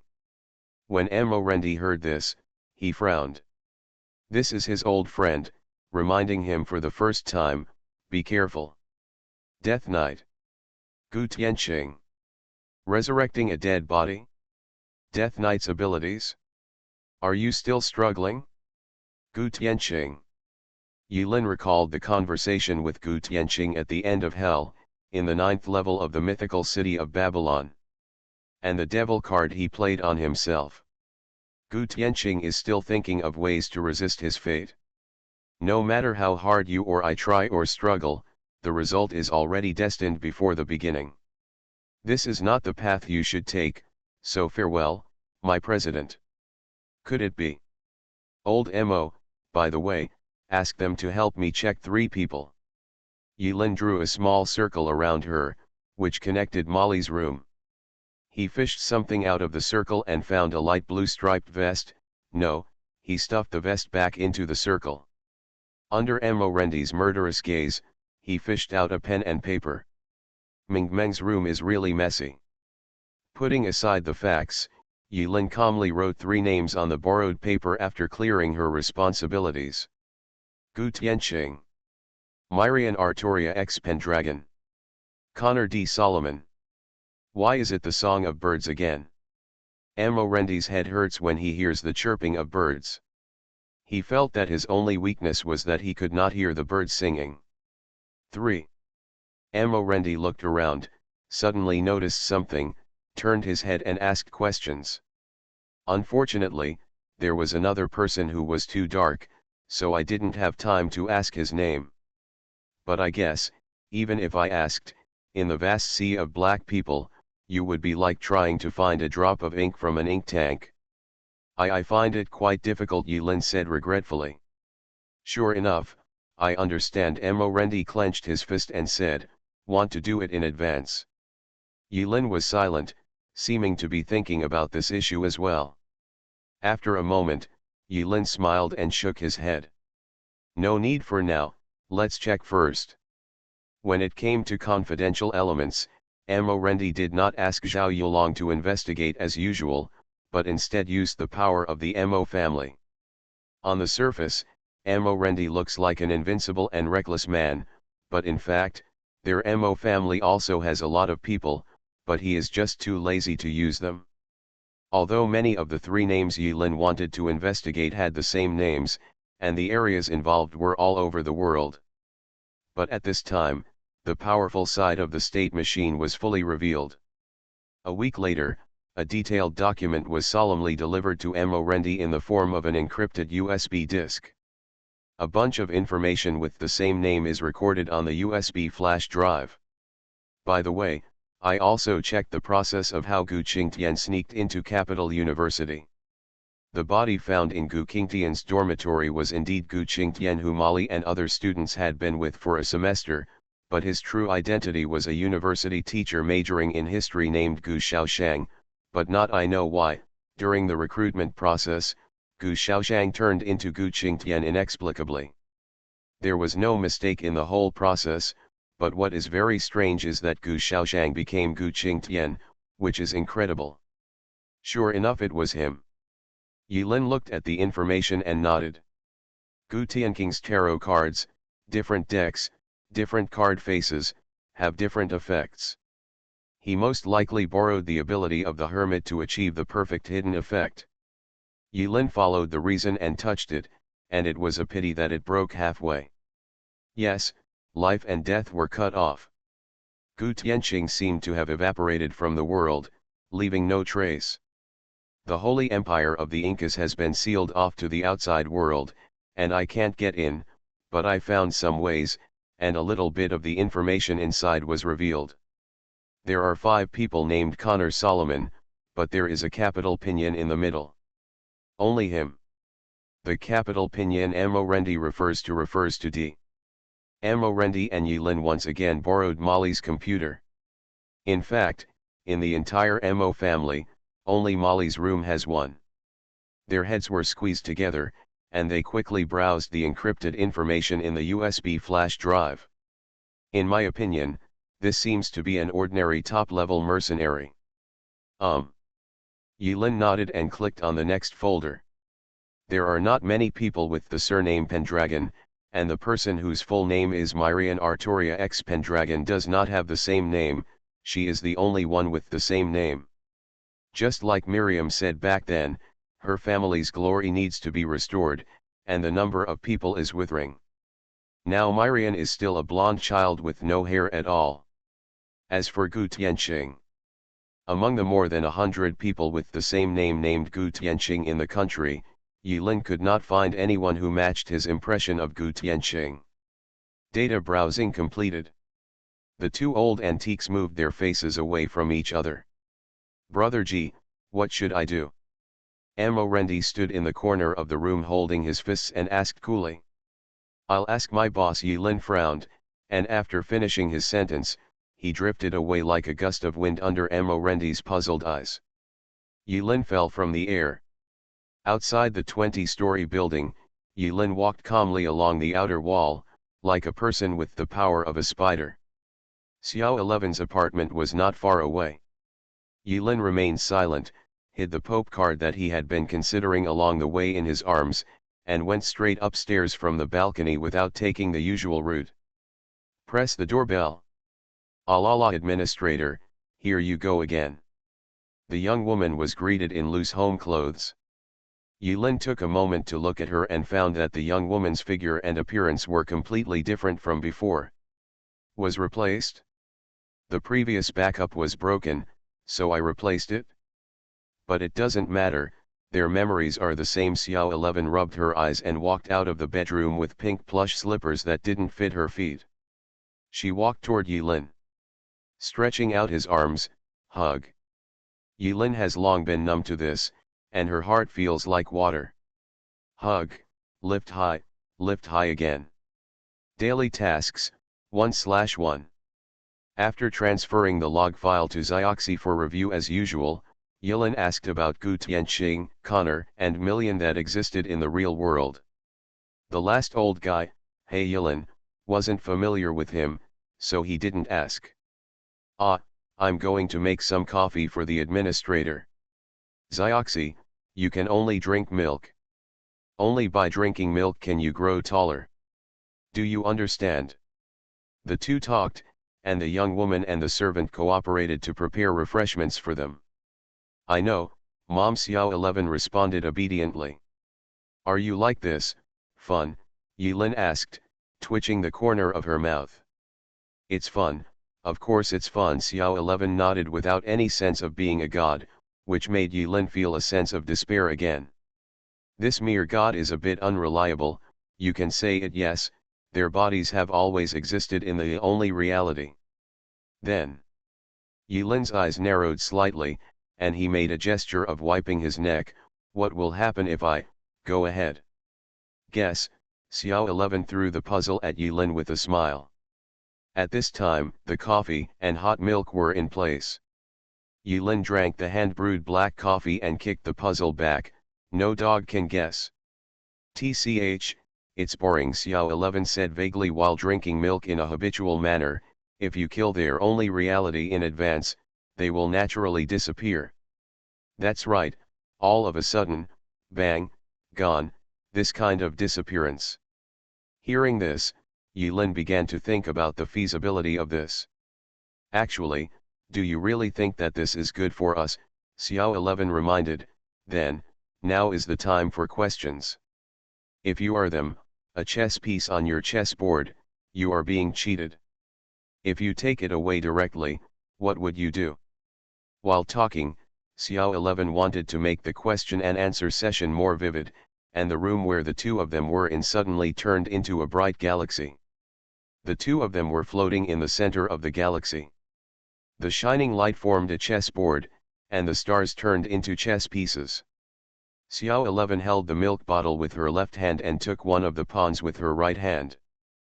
Pull where it was originally, a black hole was left, completely empty, but it was obviously empty and a piece was missing. If I were them. Yulin frowned, and the frown deepened. In his eyes, the chessboard where stars gathered seemed to become the world in front of him. He stretched out his hand towards the galaxy chessboard, but didn't know what to do next. Countless reasons passed through Yulin's body, and thin cold sweat broke out on Yulin's forehead. It seemed like an ordinary guessing session, but Xioxi used this method to let Yulin stand on the level of a god in advance and experience the pattern of a chess player firsthand. It seemed like just a moment, like thousands of years had passed. Yulin was motionless, and the light of the stars gathered into a chess piece. Yulin held the chess piece in his hand and landed on the black hole. In an instant, the chessboard became complete again and returned to what it should be. I will simply replace it with a chess piece that can make the final decision. On the square where the pawn was supposed to be, Yulin dropped a stone, which was the king. Infinity Throne. Author, by Yi Shueshi. Chapter 1112. Next door to Qingcheng. Fengcheng is a small city located in a small basin area, surrounded by mountains and close to mountains and rivers. It is suitable for housing prisons and shelters. After being escorted to this place, Pan Zhenji is currently recuperating in a psychiatric asylum as a mental patient. The defense here is tight, and in order to ensure safety, the guards here are equipped with a certain degree of armed force, such as electric shock batons, anesthesia guns, tear gas, and the like. Of course, cheating cannot be stopped here. Yulin came to Lao Pan's ward as if she was in a deserted place. Looking up in the room, there is a small metal sign hanging, 9527-9528. It's a double room. When Yulin arrived at the scene, Lao Pan was sitting on the back of a muscular man in a vest with a smile on his face. Let us be companions in the world of mortals, live a carefree life, gallop on horseback, share the prosperity of the world, sing to each other over wine, and sing the joy in our hearts. Aha aha aha, when the mountains have no edges and corners, when the river does not let's flow again, string your heart with mine, string a lucky clover together to form a concentric circle. Lao Pan's happy singing echoed in the room. Although Yulin didn't know what the song was, it sounded pretty good and very pleasant. There's just one little problem, it doesn't sound like the same song. Yulin twisted her body and first turned into a shadow. After slipping into the crack of the door from below, she quickly returned to her human form. Snapped. After Yulin came in, she snapped her fingers and the entire shelter tripped for no apparent reason. Yo! Boy! Lao Pan smiled with narrowed eyes and greeted Yulin. You're doing well. Yulin watched helplessly as 9528 was being walked by Lao Pan like a dog. Yulin was so impressed by Lao Pan. You came. Suddenly, Lao Pan put on a deep expression, and a sharp light flashed in his deep eye sockets, as if there was a knife hidden deep in his eyes. Well, I'm here. Yulin nodded calmly. You're early. The muscular man lay on the ground. Lao Pan crossed his legs and sat on the muscular man's back with a smile. He crossed his hands. This posture made him look like the king of the underground world, but also like someone aloof. The emperor's whole person suddenly showed awe-inspiring aura. Yulin no longer dared to take Lao Pan's words as a joke. He pondered the deep meaning of possible in every word of Lao Pan. Of course, Lao Pan may be talking crazy things most of the time. Then, when is it not too early? Hey! Lao Pan suddenly jumped up and approached Yulin mysteriously. He looked left and right, all the energy in his body was gone, and he lowered his voice with a sly look. The hot man pointed to the ceiling, this secret must not be revealed. Yulin was stunned. Don't reveal it? What did you say, der? Thief, ha ha ha. Don't leak it, tell it, let it leak, let it leak. Lao Pan happily circled around the room, humming and dancing. The next second, he was like a spider, hanging upside down on the wall, his whole body pressed against the wall, his fingers clasped together, and a thin layer of powder was pulled off. Yulin rolled his eyes. He took out the world map that he had prepared and spread it in the center of the room. Old Pan, choose any place. Hey! Lao Pan was beating on the ceiling, and he began to roll his eyes. Young man, do you want a wife? Yulin, what are you talking about, I think? Is not this nonsensical? Old Pan twitched for a while, and all 5 of his fingers were dug into the wall. Only then did Yulin notice the terrifying strength of Pan Zhenji's grip. When his 5 fingers exerted force, they could even pull out a person's heart alive. He is worthy of being the king of killers trained by the Hakka family. Lao Pan came down, rolled back on the bed, and faced Yulin with his butt. Humph, it's okay if you don't want this wife. Lao Pan turned his back to Yulin and said angrily. Yulin was really confused by Lao Pan Zhenji. He was about to roll up the map and leave. When he went home and thought carefully about every word of Lao Pan, Yulin suddenly discovered that Pan Zhenji was holding the pink powder on the ceiling just now. There happened to be a small pink mound piled up on the map. In the west, far, far away. Ah, this. Yulin found it hard to believe that this was a coincidence. Putting away the map, Yulin prepared to leave. According to his estimation, With the speed of movement in this small city, the circuit has almost been repaired. Before leaving, Yilin threw a little toy to Lao Pan that looked like a remote control, but was actually a remote control. If you shake it right, this thing will explode, and it will also paralyze the surrounding electronic devices. The password is left, right, up, down, above, Yilin said, but then he rubbed his forehead speechlessly, but according to what you can do with your face.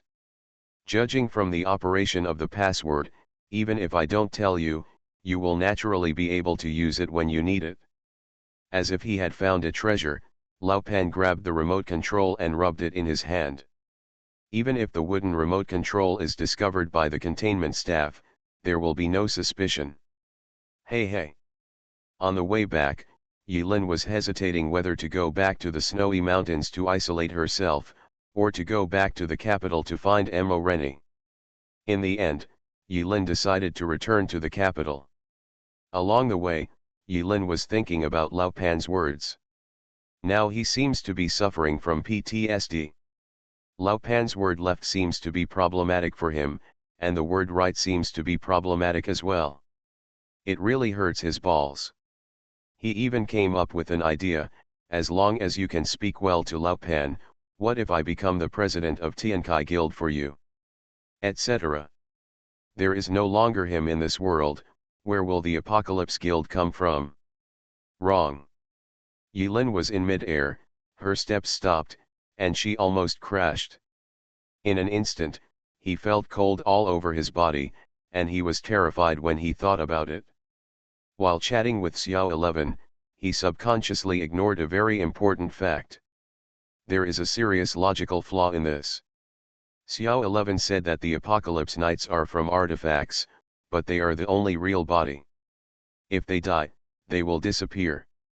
In other words, there is a connection between cause and result between the Apocalypse Knight and the ontology. The ontology is the cause, and the Knights of the Apocalypse who descended into the only reality in advance are the results. If there is an effect, there must be a cause. So, since Yuren does not exist in this world, then he already has effect. Where has the cause gone? Am I a mistake? Yilin still hasn't solved the mystery left by Xiao 11 at that time.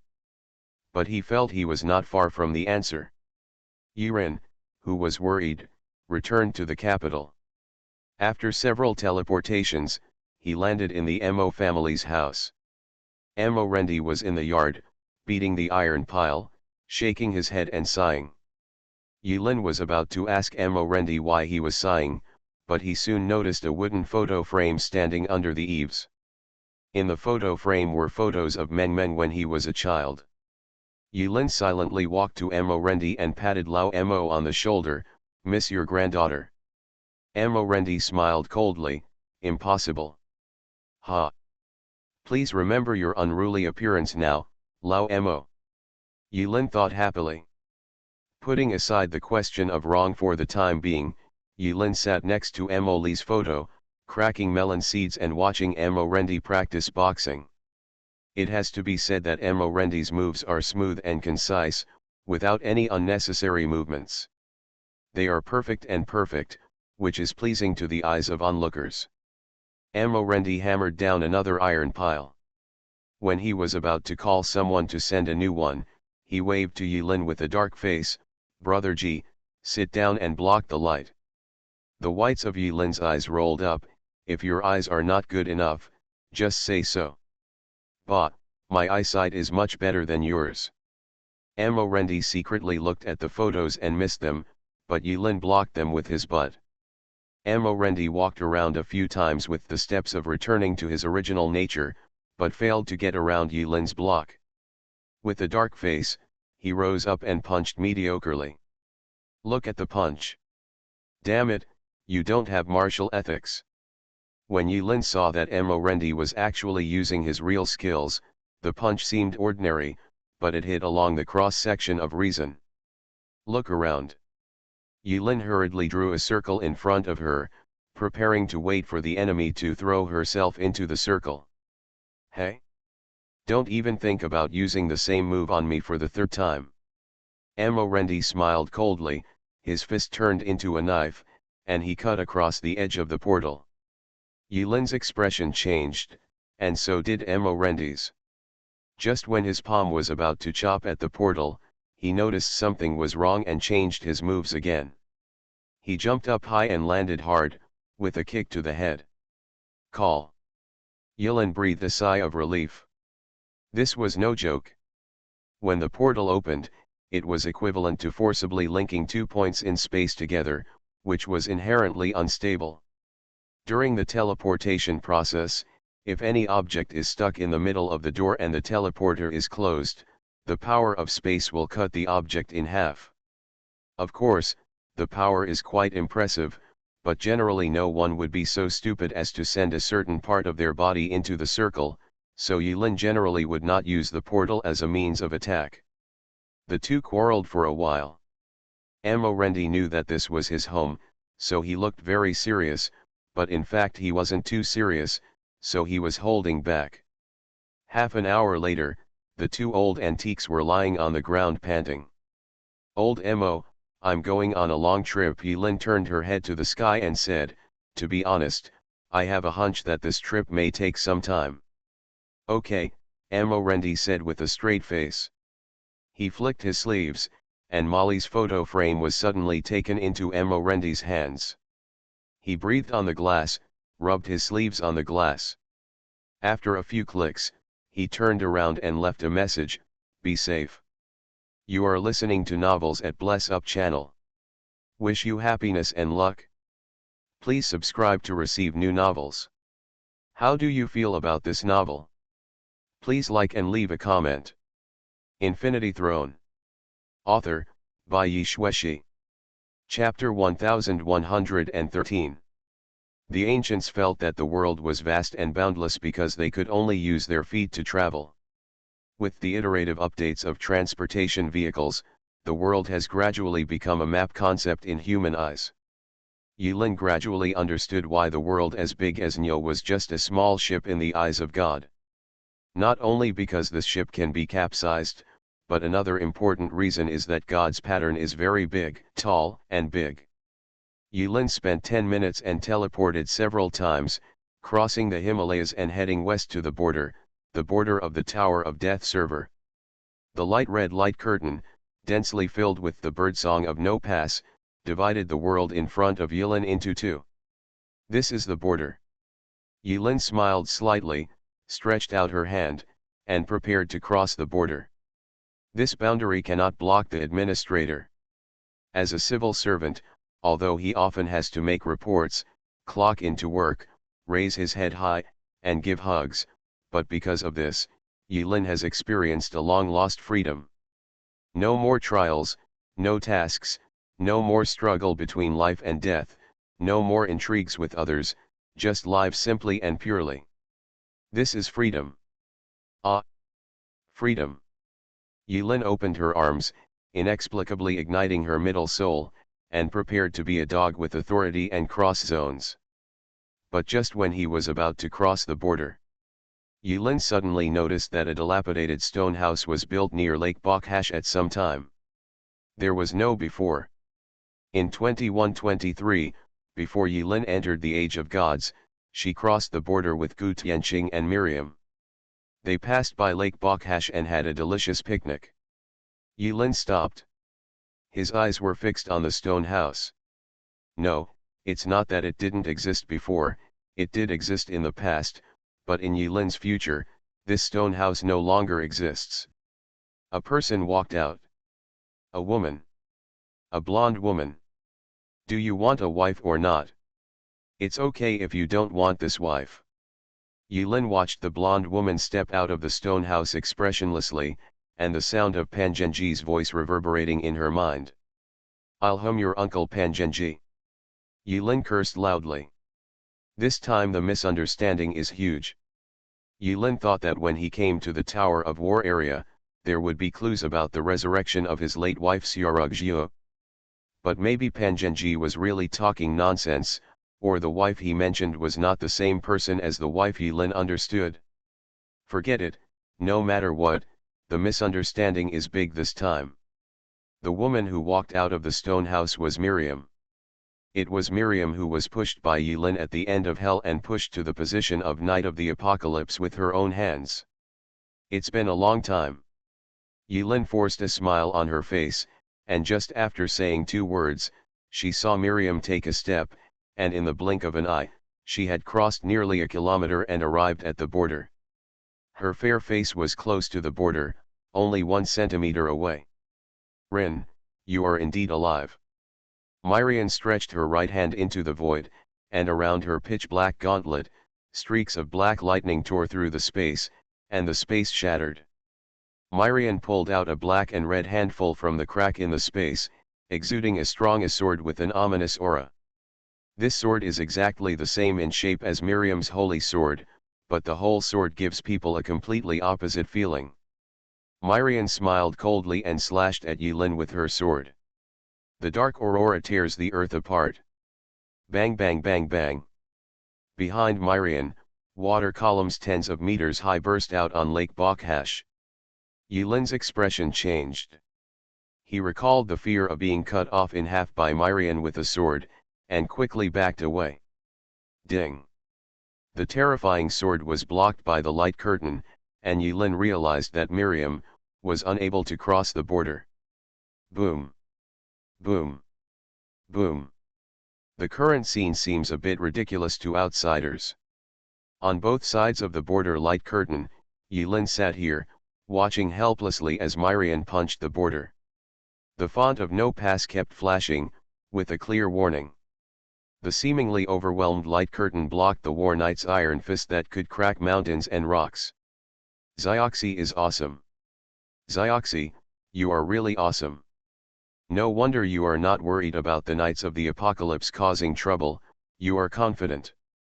Miriam had been beating for half an hour, with the same posture and the same force. Rin, come here. Miriam begged softly through gritted teeth. Yulin shook his head. Whenever you stop beating the wall, I will come over. Come here. You think beautifully. In the name of Miriam Artoria X, Rin, come here and I promise not to kill you. Then come here and I promise to beat you half to death. Ha! You've already pulled out your stupid hair and you still want to lie to me? Yulin knew that Miriam was still angry about what happened in hell, and being able to communicate with Miriam normally made Yulin secretly relieved. He had not come to her before because he was worried that after becoming a war knight, Miriam would seem to have been seized and become a different person. But both Miriam and Gu Tianqing seemed to have retained their self. As for why those masters did this, Yulin speculated that there were 2 reasons. First, they were disdainful. Second, retaining the original character and memory of the Apocalypse Knight would make this gamble more enjoyable. Judging from Yulin's experience in hell, he felt that the second reason was more likely. Will they become restless because ants have personality? No, they won't, they will just silently adjust the bet multiplier. Yulin has long been accustomed to thinking in other people's shoes, or in other words, his thinking mode is gradually getting closer to them under the influence of various factors unconsciously, so Yulin understands their meaning without spending many brain cells. Thoughts and hobbies. Miriam's strike lasted 3 days. For 3 days, she kept beating the light curtain day and night. She was venting her anger, her frustration. In the middle of the trip, Yulin left for a trip.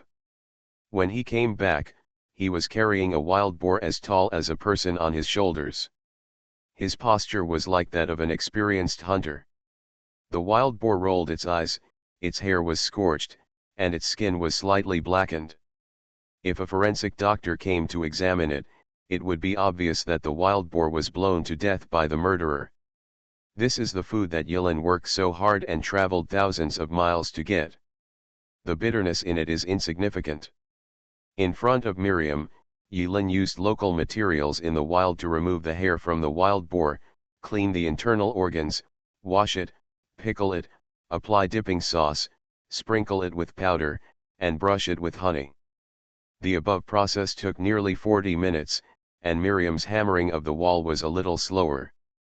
When Yulin finished processing the whole wild boar, put the special mountain-flavored honey-roasted wild boar on the grill, and began to slowly control the fire with her hands. Miriam's hammering on the wall stopped completely, and she watched Yulin turn helplessly. The wild boar's movements and eyes move up and down along with the wild boar's rotation frequency, erratic. Yulin turned the wild boar with his right hand, and his left hand emitted a faint light. Under his control, the flames grew larger and smaller, and changed into various colors. Neither of them spoke, completely quiet. Until night. Starlight. Miriam stood guard opposite and sat there for an hour. The animal fat on the skin of the wild boar melts and drips on the flame, making a crisp sound. Gudong. Reflecting on the bright firelight, Miriam closed her eyes and twisted her thin eyebrows, seemingly a little tangled. She swallowed hard, making a gurgling sound as she swallowed, covering up the gurgling sound coming from her belly. About there. While feeling the heat, Yulin united her mind, held her breath, mustered up all her energy, and reached out to pat the honey-roasted wild boar. Rub. Colorful rays of light rose into the sky, and 5 colored auspicious clouds lingered around the wild boar. The wild boar seemed to have become a legendary prop, exuding an alluring brilliance. Phew. Myrian's long golden hair was all pushed back. I'll treat you to food as an apology. A roasted wild boar as tall as a person floated across the light curtain and across the border. Miriam lowered her head, big tears dripping down at her feet. Under the shadow, Yulin couldn't see clearly Myrian's expression. She could only see her grabbing the wild boar with both hands, opening her mouth to gnaw as if to vent her anger. In a short while, the roasted wild boar weighing dozens of kilograms was chewed into bare parts by Myrian. Skeletons scattered on the ground. Myrian sipped her greasy fingers and glared at Yulin hatefully. Have you calmed down? Yulin smiled. I want more. Myrian stretched out her hand towards Yulin. The smile on Yulin's face froze. Eat this for a week. Yulin tried her best to cook various delicacies for Miriam from all over the world, from mountains to seas. He has set foot on plateaus, climbed snowy mountains, entered the deep sea, and walked through wilderness jungles. This week, he worked tirelessly to become a gourmet who traveled around the world. While looking for various delicacies, he also traveled half of the world. All kinds of bones and food residues were chopped into a 10-meter deep hole by Myrian's sword, and all were filled in, which was environmentally friendly. A week later, Yulin was tired, and he carried a 2-meter-long giant python from the tropical jungle. It was found from an underground pit buried dozens of meters deep in the tropical rainforest. The tearful giant python was rolled into a twist by Yulin. While he was thinking about how to cook, Miriam looked at the cook who was focusing on handling the ingredients. Me, who had not mentioned other topics except eating this week, Lian suddenly whispered to Yulin. Why? Ah, it's raining. Yulin raised his head and flicked his fingers to cover the sky, and a grey light curtain blocked the drizzle. He did not look back at Miriam, and like a dutiful palace chef, he bled the python, removed its guts, extracted its teeth, and removed its poison glands. After completing all the above, Yulin wiped the non-existent sweat on his forehead and smiled. Are you referring to what happened there? Myrian stared at Yulin's skillful movements of dismantling the giant python and nodded. Yulin did not hide anything. I need teammates in order to survive. Myrian shook her head. It's too late, Ren, she said, and after a moment of hesitation, Myrian slowly lifted up the golden bangs on her forehead. There was a hideous scar on Myrian's smooth forehead. Looking closer, the scar turned out to be a gap. When Myrian said those words, the gap opened slightly, revealing a ferocious blood-colored pupil. It's too late, Ren. Myrian closed her eyes in despair. I am a war knight. Infinity Throne. Author, by Yi Shueshi. Chapter 1114. War Knight, it's okay. Yulin waved his hands calmly. After he rinsed the giant python in boiled water, he rubbed his hands together, and white ice mist came out and was quickly frozen. With a flash of colorful light, he cut the cooked python into thin slices, chilled it and served it. Myrian was dumbfounded by Yilin's answer, and the solemn atmosphere was somewhat diluted. But the delicious food that was served next completely destroyed the heavy feeling between the two of them being in different camps. Miriam swallowed back the saliva secreted from her mouth. Now she was like a locked beast. It seems to be waiting eagerly for the keeper to feed it. Myrian was finally full. She burped. After feeding Miriam, Yilin looked at Miriam through the light curtain. Are you not angry anymore? It's too late, Ren. Yiren smiled and crossed the border. No, pass. The light curtain did not block Yilin. Instead, it took the initiative to separate a path and let the administrator pass. Permission dogs can do whatever they want. Yilin stood in front of Miriam. We still have hope. Miriam stared at Yilin blankly for a long time. Finally, she put away the red and black holy sword and followed Yilin like a frustrated little daughter-in-law, following her step by step. Yilin secretly breathed a sigh of relief. This week's hard work in the mountains and seas was finally not in vain. Yilin came to the stone house where Miriam lived. When he was not far away, he smelled the faint smell of blood coming from the stone house. Myrian tugged on Yilin's robe, as if she didn't want him to enter. Yilin smiled. It doesn't matter. He went in. Of course, his sleeves were pulled off. There were no lights in the house, it was just a small hut made of stones. There isn't even a door. On the floor, there were some blood-stained gauze all over the room. The blood on the gauze had long dried up, and some of it had even oxidized to black. There was a simple table next to the bed, with bottles of disinfectant on it and a basin of cold metal instruments, tweezers, scalpels, pliers, and the like. What about the anatomy? Yilin was about to complain, but suddenly, when Yilin noticed what was happening with these crude surgical instruments and the blood-stained gauze on the floor, his breathing paused for a moment, and his chest felt tight, and he couldn't stop crying. It's a dull pain. Sorry. Miriam lowered her head. Walk. Yilin pulled Myrian out of the stone house. Myrian was like a puppet that had lost its soul, being led by Yilin. After leaving, Yilin turned around, rubbed his hands together, and a dark sphere appeared silently in Yilin's palm. He smashed the annihilation ball towards the stone house. There was no earth shaking or landslide. The moment it came into contact with the annihilation ball, the stone house in the distance was like an erased painting. There was no trace left and it disappeared from this world without a trace. Yilin drew her right hand in front of her body, and a circle of light appeared. Yilin took Miriam to the noisy market. This is an unknown little fruit in Europe. Many locals in ragged clothes are shouting and selling some small items in the market.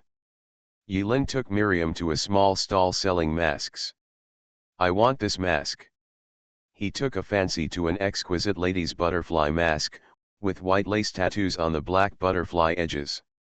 Throwing down a shining gold coin, the stall owner bit the coin, and then happily knelt on the ground and bowed down to the generous Easterner. He muttered, but when he raised his head, mysterious the Oriental and the blonde beauty had already disappeared without a trace in the market. Two people appeared in the sky. Overlooking the land, no one disturbs you. Yilin carefully put on a mask for Myrian. The black butterfly mask could just cover the eyes on Myrian's forehead. Don't cut it off yourself, it can't be cut off. Yilin sighed softly, and gently rubbed the gap on Myrian's forehead with the pad of her index finger. Myrian stroked the mask on her face, and flashed in her eyes a hint of pain, and relief. I promise, one day, I will help you get rid of it, once and for all, and set you free. I owe it to you, Miriam. Okay, Myrian nodded vigorously. She hugged Yilin with a mixture of sadness and joy, tightly, and her ribs cracked, as if every bone would be shattered and broken at any time, letting out a crisp whine. Miriam's mood was very complicated at this moment. It was as if, in the darkness of despair, a beam of light suddenly shone in front of her. Yulin now is like her light. Yulin was stunned. He felt like, it was too fast. But it didn't take long for Yulin to feel relieved. This was a pure hug between good friends and had no other meaning. Rin. There is something I want to know. Miriam put her ear against Yulin's chest, listened for a while, and then suddenly raised her head. Huh, Yulin smiled softly. Where is the Pendragon family's lost utopia? Yulin's smile completely froze on her face. Yulin is easy to talk about. Explain that he deliberately hid the distant utopia in a safe place. Distant utopia, can you still pull it out? Miriam thought in confusion.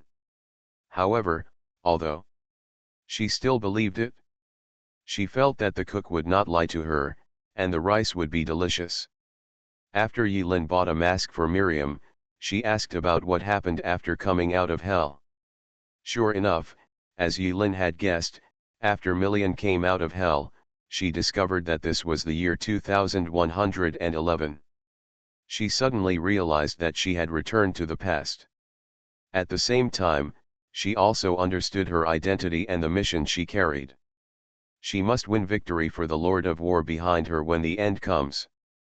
The Knight of the Apocalypse has only one mission, to become a competent chess piece and win victory. She is not a knight now. When Yulin carefully asked if Myrian had really seen the Lord of War, Myrian crossed her arms and trembled slightly. After a long time, Myrian revealed that the moment she became a knight, she had looked into a cold eye for a moment in the boundless darkness. Miriam didn't know how to describe that feeling.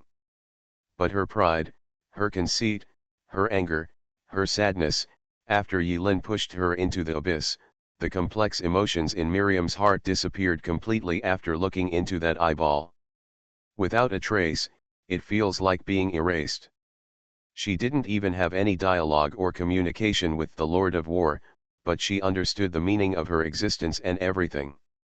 From that moment on, she was no longer human, no longer the pride of Pendragon, and no longer the king of knights. She is a war knight. Yulin raised his hands in the air. He looked at Miriam, who was panicking when she recalled the posture of the Lord of War, and subconsciously wanted to give her a friendly hug. But soon Yulin felt it was inappropriate and held back. This is not good. So he smoothly changed it to touch. Yulin touched Miriam's silky blonde hair, silently missing the old hair that was like a compass that moves at will, and comforted, "Don't worry, we haven't lost yet." The two chatted, walking aimlessly on European soil. From south to north, from north to west. Finally, the two of them appeared in front of an ancient European-style castle. The mottled city walls record the years, and the afterglow of the setting sun spreads a layer of golden light on the stones. "Want to meet your old self?" Yulin asked with a smile. Miriam lowered her head and replied, "I have seen it before." Oh, Yulin was a little surprised. But on second thought, he felt that this was only natural. When a person travels back in time, the first thing he should do is to be curious about what he looks like at this time. Myrian shook her head. "Rin, you don't understand," she said as she walked into the castle. But when she took 2 steps, she was shocked, and there was a look of surprise under her mask.